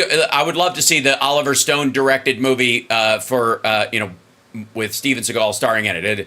And again, it'll be called Broskies. They go out on hunting, right? Natural Born Killers, great example of a instead of a warts and all take on American media, a stolen movie, because he basically stole the whole movie from a Japanese film, and it's like, instead of warts and all, it's all warts. That is the trick. That's what that shit's about. That's what Oliver Stone's been up to for years. And it's weird because I was more sympathetic to that shit a long time ago, because I looked at it as, hey, it's good that we have context about the bad parts of our society, our government, and these kind of stuff. We should look at these things. And I'm totally down with that. But then you realize that, okay, once you're open to that, you open the door to these kind of folks, and they'll go, okay, we'll finance these movies where they just shit talk America to the point where we drive up nihilism and people stop fucking voting. Oliver North, it seemed like Oliver North. I keep doing this fucking because it's pissing me off because of the Iran Contra and the having an appointed special counsel and all that shit. It's driving me crazy. There's no difference. Right. Being operatives. I love it when history repeats itself and no one learns. It's so fun. Yeah. Oliver Stone's, entire film oeuvre, I guarantee if we scratch the surface on where the funding came from a production level, it's not going to come from within the country. And it's going to come specifically from people who are the same people who were funding Trump's loans and fucking, sending Burnett back from Russia going, hey, you don't want to really do a show about Putin. You should do a show about this guy, Donald Trump, and put him on the air. And we'll fucking pay for his office to get revamped and make it look like it's not squalor. Jesus. Fucking hell. So Gerald Ford was shot twice, and he lost to Jimmy Carter. Right. So I don't want to hear anything about people like, oh, is this going to change the narrative? Like, no. Nobody's going to say, poor Donald Trump got his ear scraped, so fuck women. It's not happening. Boo-boo on his ear. Okay, he got and it's very interesting that somebody with an AR-15 didn't do more damage than they did. It's horrible that a man lost his life. And for Donald Trump to be like, for all these people to be like, God was watching over Donald Trump, but not the firefighter in the front. Well, that's my point. Like, used his body to protect his family. Like, fuck you, you fucking hypocrites. It's all the same God if you believe in that God. Donald Trump should be disqualified as a candidate by the Republicans because the day after one of his supporters was killed, shielding his family from bullets that were aimed at the candidate, he went golfing and made a joke about how he doesn't miss a putt. Unlike the shooter, he doesn't miss. Correct. I mean, think about that. Which is fucking vile. Again, we do a lot of like, if only, can you imagine if Obama, can you imagine if Biden, can you imagine if anybody else did? But imagine the gallish, disgusting nature of your character to even float that idea when one of your supporters was killed by a bullet meant for you. Yes. I mean, it's vile, but then you have to remember his own son shared a photo after Paul Pelosi was attacked and almost died. Wearing a hammer. his Paul Pelosi Halloween costume with a pair of tidy whities and a hammer because they thought it was really fucking hilarious. Right. What happened to Paul Pelosi, and they floated a fake narrative that they were gay lovers in a fight, and right. I mean, and that still persists. That one. So what I appreciated about Democrats is the fact that we saw Joe and Kamala taking the high road, but we also saw Barack Obama taking the high road, Jamie Harrison, the head of the DNC, everybody tweeting that all of this political violence is absolutely unacceptable. And from the right, we immediately saw nothing but a violent rhetorical response where they were immediately blaming Joe Biden. The guy from Georgia said, Joe Biden ordered the hit. And it's like, fuck you, dude. You need to retire immediately. Yeah. So does J.D. Vance, because J.D. Vance directly accused anybody who directly accused Joe Biden of having anything to do with it on Saturday and is a sitting member of anywhere in our government needs to fucking go because you're compromised and you don't belong in their constituents really need to demand they step down. Well, I will say, black, white. Yeah. I will say that this is a human issue. Yes, I agree. I also think and the irony is and calm and the irony is that these folks, by saying this, draw more attention to the fact that this guy was a registered Republican. If he was an independent or he'd been a Dem or he was nobody, they just this.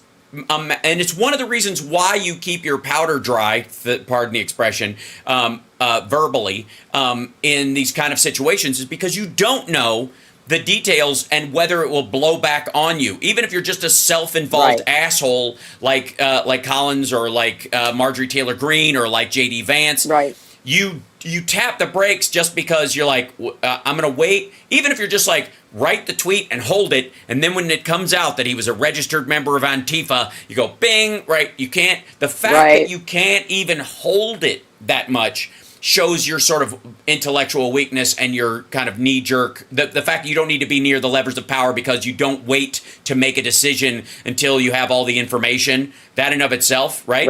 And then you also create a situation where Biden's address was watched by more people than the debate was.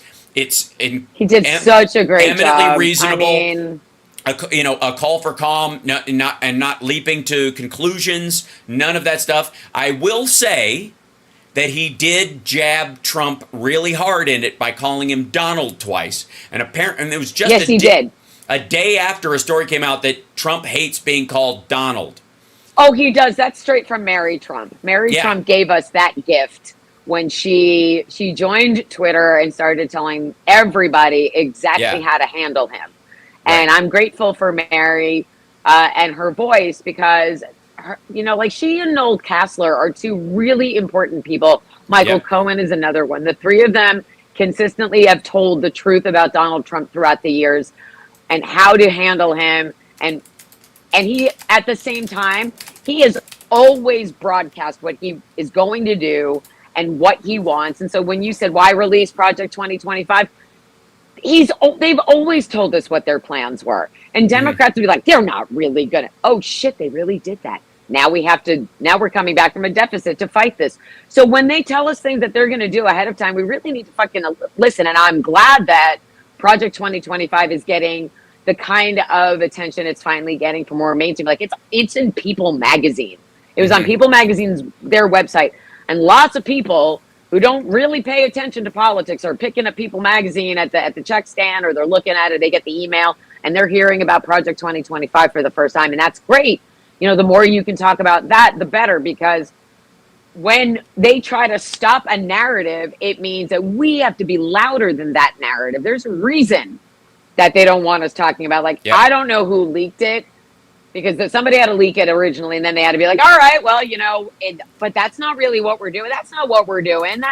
And yes, it is. And we don't know Donald Trump. Donald Trump doesn't know anything about the Heritage Foundation or Project 2025. Really, here he is shaking hands with Kevin Roberts. So it's keeping our truth as truthy as possible. Because in the end, that has to be what ultimately matters. And when you've got, we'll just have to keep leaning into, but it was a Republican that did that. And because it was a Republican that tried to take him out, they can't really keep recycling this story for much longer. because it's not an effective campaign strategy to be like, I took a bullet for you. Well, no, you fucking didn't. No You took a bullet from entered them. your body. I mean, a bullet went near you. Right. You got a cut on your face. You got a boo-boo on your ear for them. Right. Oh, no. You staged a cool photo op for them to put on their Facebook. Great. You know, like, that's what you gave them. But look how much you continue to take from them. That's all you do. Trump is a taker. Republicans removed. We've talked about this. He doesn't care what you think. He doesn't care how you feel. He just wants your money. The fact that he's being flippant about being the target of an assassination attempt less than 24 hours after it happens just shows you how fully fucking normal he is.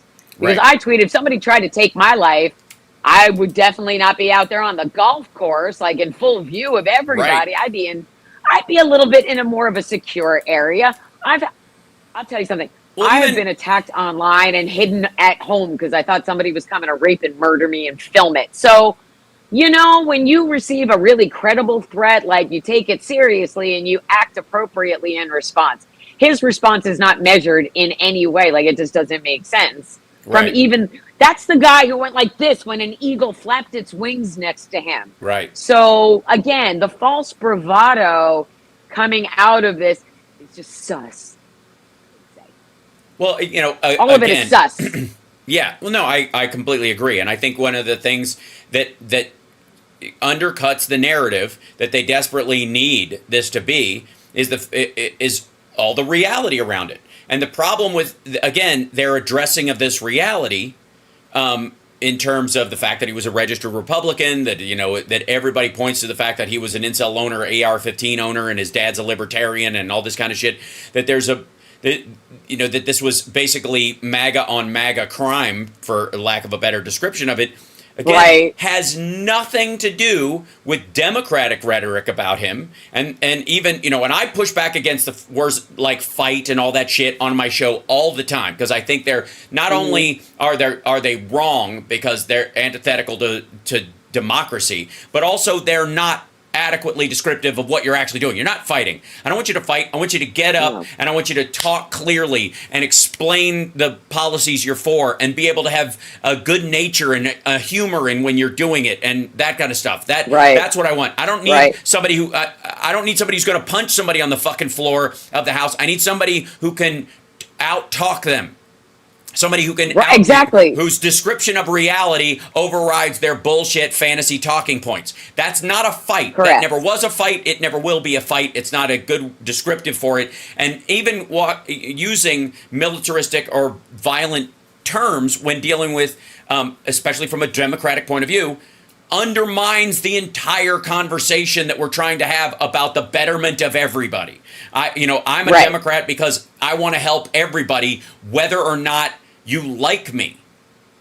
And I think Biden represents it's not even about that extraordinarily well. Trump does not. And that's why he's been driving up. That's why if you want to track all these violent, all the violent rhetoric, it all dovetails right back to him and Don Jr. and fucking Kimberly Guilfoyle and MTG and all them with their fucking AR-15 lapel pins and all that shit. We don't do that. And we're not going to. But it also, the day he declared his candidacy in 2015, when he descended that fucking tacky gold escalator and was talking about Mexicans sending rapists and criminals to America, there was violence in his campaign kickoff speech. There was violence in his inauguration speech. There was violence when he made his addresses to, like, I can't even call it a State of the Union address because he didn't rise to what the State of the Union requires. And instead, when he delivered a State of the Union address, all he did was deliver more fear-mongering and lies. So it's always been about churning up the base, falsely scaring them into believing that someone is coming for them, someone's going to take something from them, their guns, their jobs, their families, their children, their women. No one has ever showed up to do that. Anybody in the chat, anybody ever show up at your house and say, give me your guns and your women, I'm a Democrat and I'm taking them? No, we don't do that. Not doing that. We're not going to. You know who would do that, though? You know who would come and take your women and turn them into birthing vessels are the Republicans if they implement Project 2025. I don't know why anybody thinks on the other side, they think that they're immune from all of that shit that's in Project 2025, because ain't none of it good for anybody who can make a baby inside of their body. Right. Because if you can make a baby and inside of your again- body, you got it. You're done. You are done. You have no rights whatsoever.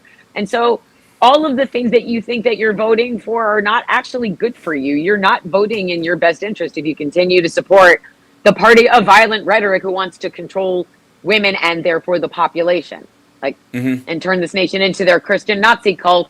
And that's a bad idea.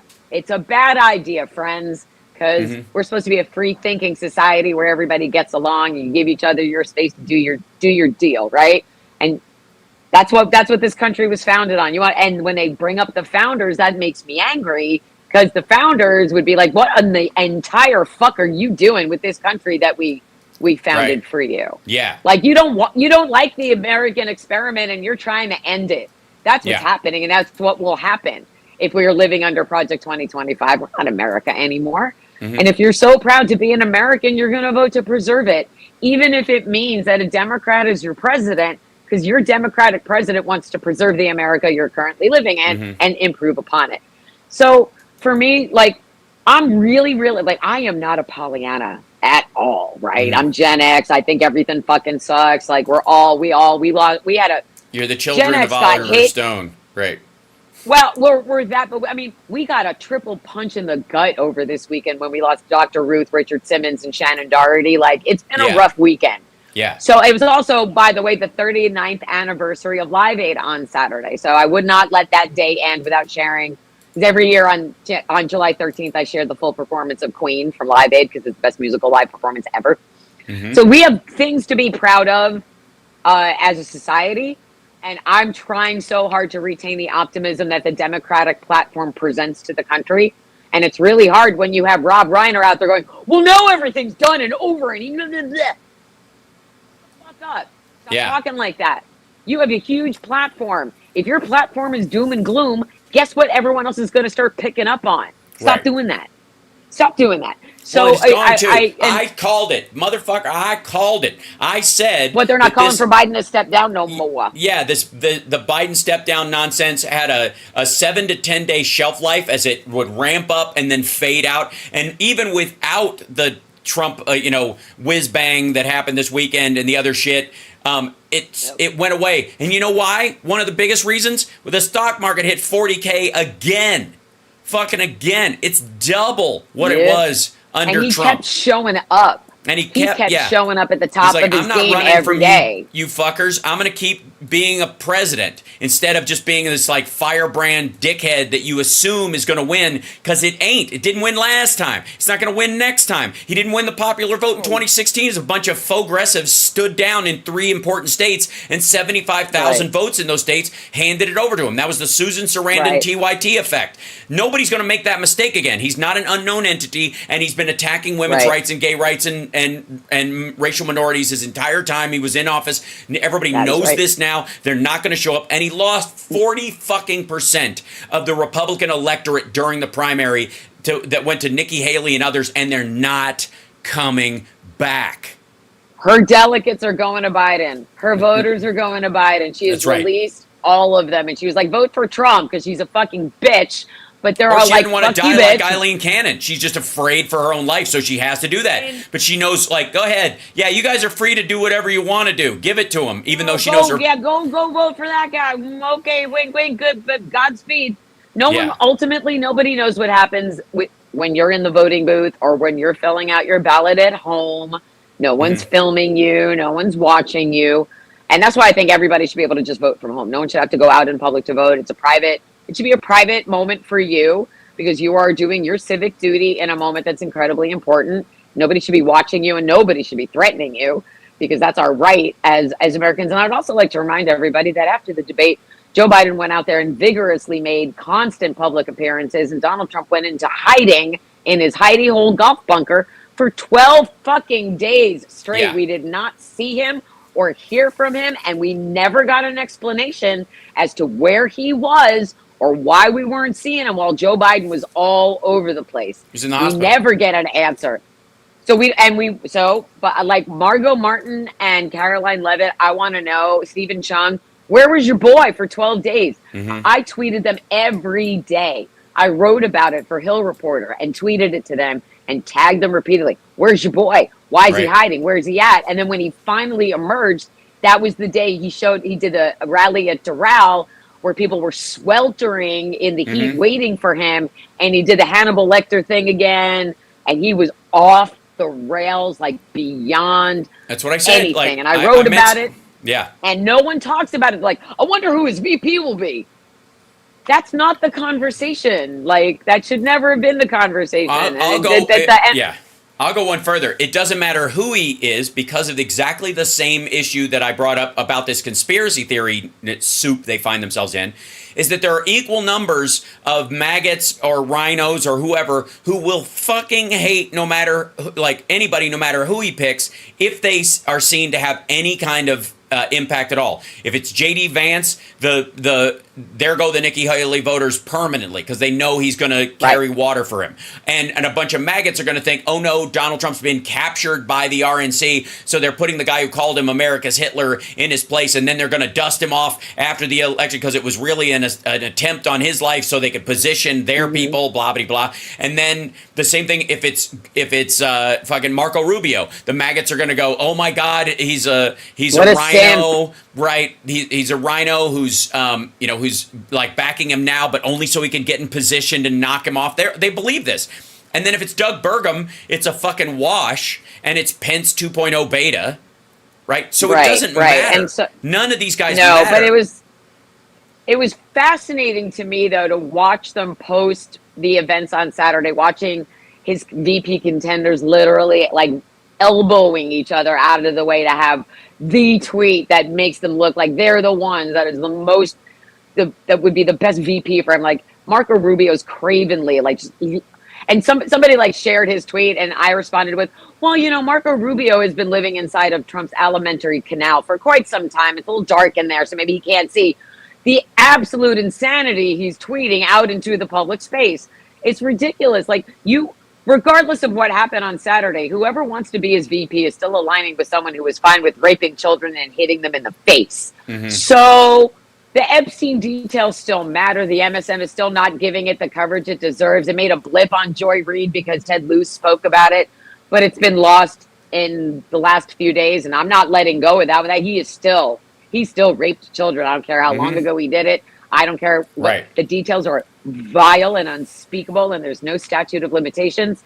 So if you're justifying, like Brian Stetler from CNN was justifying that they're not talking about the Trump rape story because it happened a long time ago. Well, not the release of the new documents. It wasn't a long time ago. It was really, really recent. New information. And you know who it was thanks to? You know who we can thank for that? Ron DeSantis. We can thank Ron DeSantis for that. It's the only time you'll see me smiling while saying Ron DeSantis' name. It wasn't lawfare from the Biden administration or the DOJ. Ron DeSantis. Ron DeSantis being a petty-ass bitch. Well, I think it was Ron DeSantis. The enemy of my enemy is my friend. Right. I mean, on the one hand, I'm sure they thought they were going after people on the left by releasing this stuff, which is not turning out to be the case at all. Fine. But which again, we don't care if they're in that shit. Biggest fish. I give a fuck. That said, it also looks like he was planning on doing this a lot earlier. They were moving this out like, hey, how do I broom Trump? Let the public do it for me so I'm not seen as the guy who did it just because I'm trying to protect the kids and whatever. I'm getting the Epstein stuff out there. I'm not attacking Trump. I'm just releasing this stuff. And then that's what moves him out of the way. Do with this information what you will. I'm just giving you this information. It's up to you what you want to do with it. But it took him too long to do it, and he'd already dropped out by that point. So, again, one of the conspiracies, what's one of the conspiracies running around? That they release all this Epstein stuff as an attack on Trump, then they try to kill him, then DeSantis and J.D. Vance become the ticket. That's one of the talk that's happened all. Right, honestly, that's the problem they find themselves in. That's what they think. Man, they would lose even more spectacularly if that was no question. Ticket. But they think that's part of the power grab. I mean, that's what they believe that's part of the power grab. they're just all, everybody's just so cuckoo bananas over there. And Right. they never met a conspiracy they didn't love or a fact that they didn't want to acknowledge. Like, it's just crazy. They continue to twist themselves into conspiracy pretzels. We don't know what to believe about that side. So what we have to do is continue to believe what we know about our side. And what we know is that we have the most successful administration since the 1960s. Right. And their record supports that. And that's why on my phone and on my computer, I keep the Biden-Harris record bookmarked. Whitehouse.gov/the record. It is not filtered through any media. It is not propaganda. It just simply states the facts. This resolution was signed. This executive order was signed. This law was passed. This bill is in committee. Here's what we did. Here's what this is. Here's your economy. Here's your Dow Jones. Boom, boom, boom, boom, boom. These are all facts. And you are welcome to go check those out for yourself because they get updated all the time because your boy, President Biden, keeps putting wins. All he does is win, win, win, no matter what. And that whole Parkinson's thing, I will guarantee that there are plenty of people on the right who have family members suffering from Parkinson's disease right now, that it's devastated their families, deteriorated a once vital member of their family, and they would love for nothing more than to remove the affliction of Parkinson's from them. And Joe Biden signs the End Parkinson's Act, and instead they try to perpetuate a rumor that Joe Biden has Parkinson's. Like, that's not, that guy, that doctor went to visited the Obama White House regularly as well. So again, if you just kind of dig in, see, there you are. If you just dig in a little bit, like I have the Google, I feel like everybody who can troll us on Twitter also has the Google. If you're watching Hal right now on YouTube's, you have the Google. We shouldn't have to spoon feed you what's readily available and true. I'm sorry if you don't like that Donald Trump is what he is and Joe Biden is doing a great job, but these are the facts.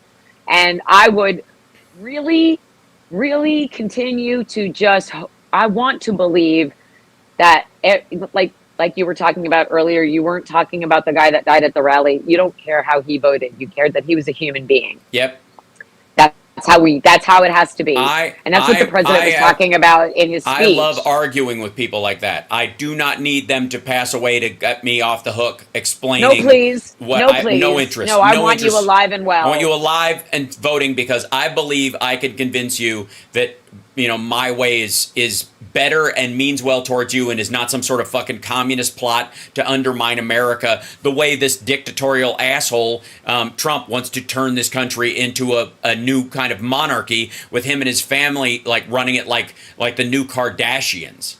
That's antithetical to America. I'm the guy who, by the way, one of the reasons why my entire desk is covered in Captain America memorabilia is because I fucking love this place. And I love what it's about. I just want it expanded to involve. We all do. To let it be applied to everybody without giving some people an artificial leg up that they don't deserve, or letting them get away with crimes, so that the rest of us who are competing on a normal playing field never get a chance to fucking catch up with them because they had this toehold based on theft. Yeah. And I again, I will continue to make the appeal, and I'm genuine when I say I'm concerned about the future of this country for the generations to come. And that if you genuinely want your children and your grandchildren to grow up in the country that you grew up in, you will not let Project 2025 get a foothold at all. Because you can believe what you want to believe as far as religion goes, and you can still be a Republican, and you can still be conservative, and you can still believe in your Second Amendment rights. I don't want to take any of that from you. What I'm asking you to do is truly put country above all else. What does that say? It says FBI tracker alleged Russian mob ties to Giuliani campaign supporter in 1999. This is not new. No, and Donald Trump and Vladimir Putin have had a relationship since 1987.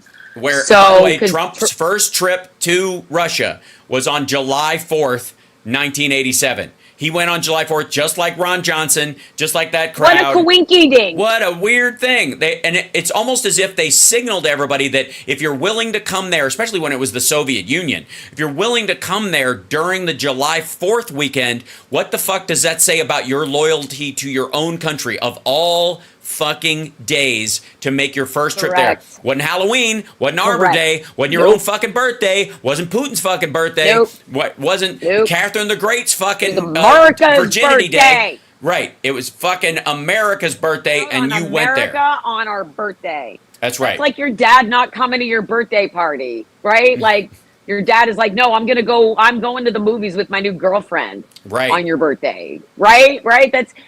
Who turns their back on America? Which is exactly, like, when does that story about Trump and Eric come out? It clearly happened. That clearly happened between Trump and his kids. That's exactly what occurred. Like, he skipped their birthday parties to like bang hookers or women supplied to him by Jean-Luc Brunel, who looked a lot like Ivanka. Yes, they all look like Ivanka, or he also. It's a weird, like, if they're not blondes and they're all like brunettes, like Hope Hicks-ish brunettes. Yeah. So he has a weird narrow lane of what women he finds attractive. All of it is disgusting. Right. So, again, I would just encourage people to remember that this is a country that we all love. All of us. You don't love it more than we do. It's not a contest about who loves America more. It's about preserving what we have and being able to have these discussions freely.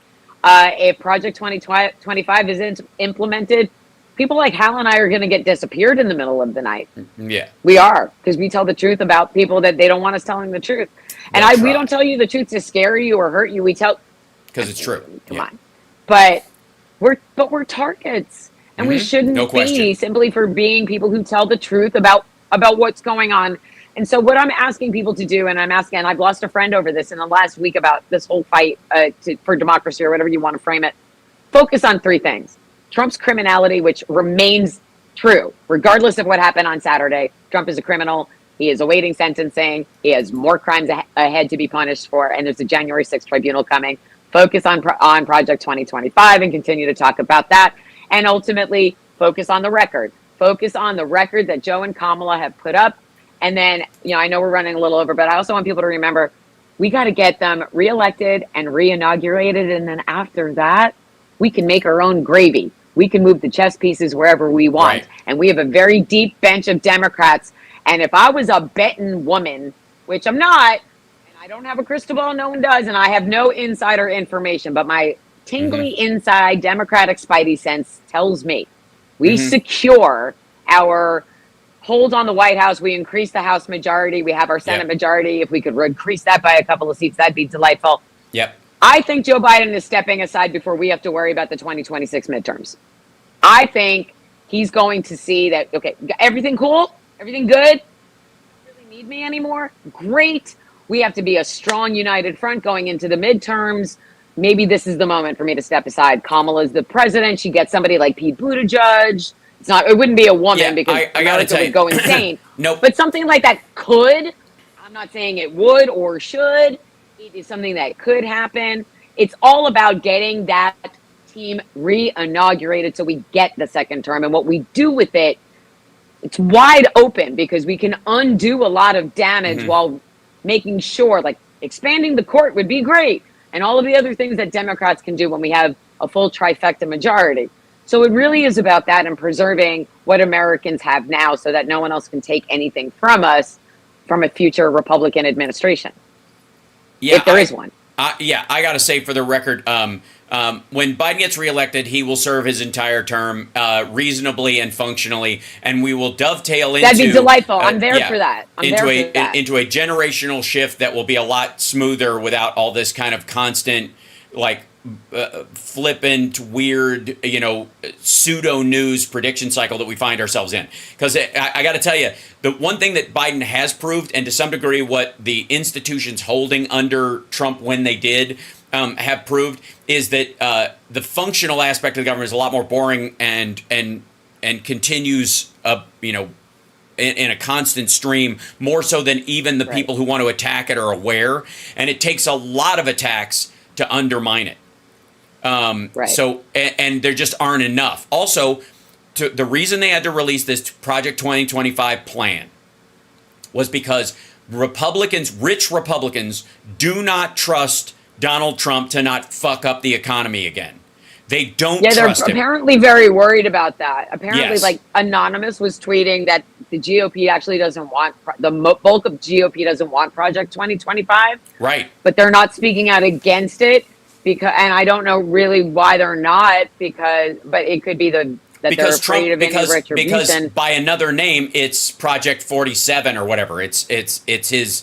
Right. It's his Trump's Project 2025. Right. That's right. And it's the same shit. It's the same fucking thing. 47. But if you put Biden's plan for 2025 and the second term next to Project 2025, and Biden's plan looks way better because it's about giving Americans what they need instead of taking away everything that makes us Americans. Yeah. So that's really what it comes down to. The stock you market be able to is call yourself an American right after now, November. The stock market's at 40,281. I'm just watching the numbers. It kind of clips by, and that is the biggest hurdle that Republicans have against other Republicans right now, and they're going to be, yeah. So, no, but I have a statistic I can share because I wrote Sure. about it. So you finish. You want? Yeah, go ahead. So last week I wrote an article about 2 years ago. The consumer monthly price index hit an all-time high of 9.1%. Mm-hmm. Now it's finally coming down. Prices are coming down. And they are, and we're going to continue to see the downward trend. So that is something else that Bidenomics is being proven to work, because aside from the fact that we have the best economy in the world and we are lifting up other economies, yep, the economy is doing so well, and the consumer monthly price index is going to continue to drop, that the Fed is already predicting that probably in September they're going to decrease rate hikes instead of increase rate hikes. So you're going to see even more of a successful economy. Yeah, you're going to see. They're going to shave off. I'm guessing cutting rates is good instead of hiking them. Yes, September. They have frozen at the number they've had for about 13 months. 15 months, something like that. They've basically held where they are. Yeah, and the question has been, when are they going to start lowering rates as the economy cools? Now, a bunch of these things have cooled, but they're not, it isn't monetary inflation. I've talked about this a bunch. But what's ultimately going to happen is the Fed is going to, looking at bond rates and looking at how the stock market's doing and where money is flowing worldwide, they're going to look at this and they're going to drop maybe a quarter, like basis points, like 0.250. Just won't be much. Right. But that will be enough to drive a stock rally of at least 1,000 points. Like, these people are, like, whenever he does it, whenever they fucking do it, people are gonna go, oh fuck, boom, and I can make more money in the stock market than I can sitting on my money in a savings account. Period. End story. They're already feeling that. Which is why we're at 176 right now. It is up. So far, it is up 175 points. Just today. That's fantastic. And so you're also going to see some prices going down, like juice prices are going down, milk prices are going down, gas prices are going down. So the where you've been you're getting hit the hardest, you're going to feel some relief. And especially in a reduction of interest rates, that'll really help, because if you want to buy a house, right now, buying a house is almost out of bounds for a lot of Americans because interest rates are so high. But when the Fed starts reducing that, more and more people will be able to buy a home, and that's all of that is good for the economy, because and that's more jobs, because more homes will get built. And see, it's a good cycle. When a Democrat is in the White House, it always is good for the economy. So and it's all often that a Democrat inherits a really huge mess, and it takes a long time to clean up that mess. And so in a second Biden-Harris term, these numbers are only going to get better, because they'll have the space to continue to improve things without so much Republican obstructionism in Congress. So that's what it's all about. You were voting, and this is what I've been telling my friends. I said, they were all freaking out post-debate. I was like, first of all, this isn't going to be the narrative forever. Something else is going to come along and derail this fucking narrative, and we're not going to be talking about it anymore, just like you had said. But I said, what you have to remember is that you are not voting for one man. You are voting for the administration. Yeah. You are voting for our caucus. You were voting to increase our numbers. The strategy, the actual, and the ethics and the philosophy behind the entire thing, that your vote matters individually. It does. Your vote and your voice are incredibly important, and please don't ever believe otherwise. You don't have to agree with everything your president does. You don't have to be in love with your president. You're not going on a Tinder date. You're not swiping right. You're not picking a life mate. that you're picking someone who's going to do the job and do it well. And he proved that at that press conference with his mastery of foreign policy, that if they asked Donald Trump one of those questions, he'd end up talking about Hannibal Lecter eating a shark for dinner. Yeah. So, you know, like, it really has to stop being about who can make the funniest dipshittery jokes and really to focus on what kind of life you want to have. You individually, you and your family, your future, your thriving, not, you know, like, you can be selfish when you vote. You can be voting in your own best interests for once. You can absolutely do that. But at the same time, think about how you're going to still have to coexist with all of these people. And when the president calls for unity, it doesn't mean you have to put your arms around everybody and sing Kumbaya every day. It just means be a better human. Right. Just be a better human. I want to remind everybody, we went a little bit over. And buy my book. Speaking of being a better human, buy a book and read. 725 copies. Right on.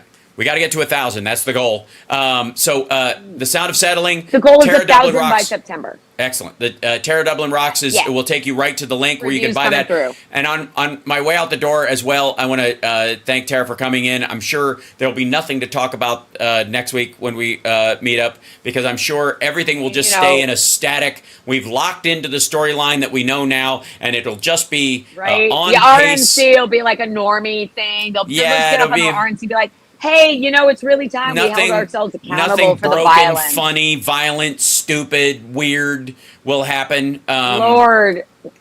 Nick Fuentes having an alternative conference. None of that's going to happen. I'm sure it'll be absolutely, there won't be any ridiculously dressed people. But I will say this, on a good note, right now, Maria Bartiromo and everybody at Fox Business is jockeying for an open stall in the bathroom so they can make loud Jeff Daniels Dumb and Dumber shits because of the nature of the economy. What are you gonna do? Jobs numbers, dummy. this, that's all of them. That's the woke math I like.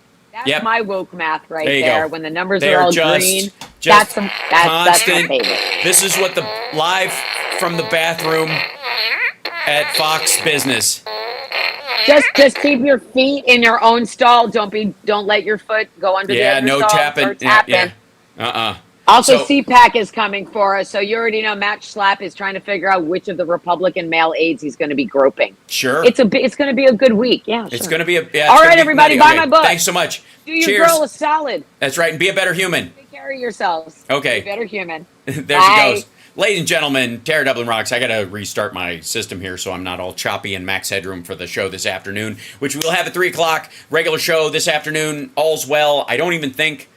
Fuck, I don't think I have to go anywhere this weekend. Jesus, I hope not. I've literally... My schedule has been so nuts that I have lost track of what my fucking week is. Are we here? No, nope. Just regular shows. Thank God. A week of regular shows. Next week... The 23rd is Ultimate Jam Night, just saying. And then, of course, we've got Atlanta Sexy Liberal on the 27th, followed shortly by New York the following week. So, a lot of road stuff back and forth. We did not discuss Cannon much, but ultimately, all I'm here to tell you about the Eileen Cannon story is that she recused herself in the only way a maggot can. I do not want you guys to worry that after the Rust dismissal with prejudice, people have been under the impression that once she dismissed it, the charges have been dropped. They have not. It is not dismissed with prejudice. It's not even dismissed based on the merits or the behavior, simply the existence of a special counsel, which has been fought in the courts before and failed. But this gets her off the case. Something she already had to do, and when Jack Smith appeals it, and he's going to, he already has, more than likely, yes, today at the same time, like they had it ready, they knew that at some point she was going to do this, she gets out.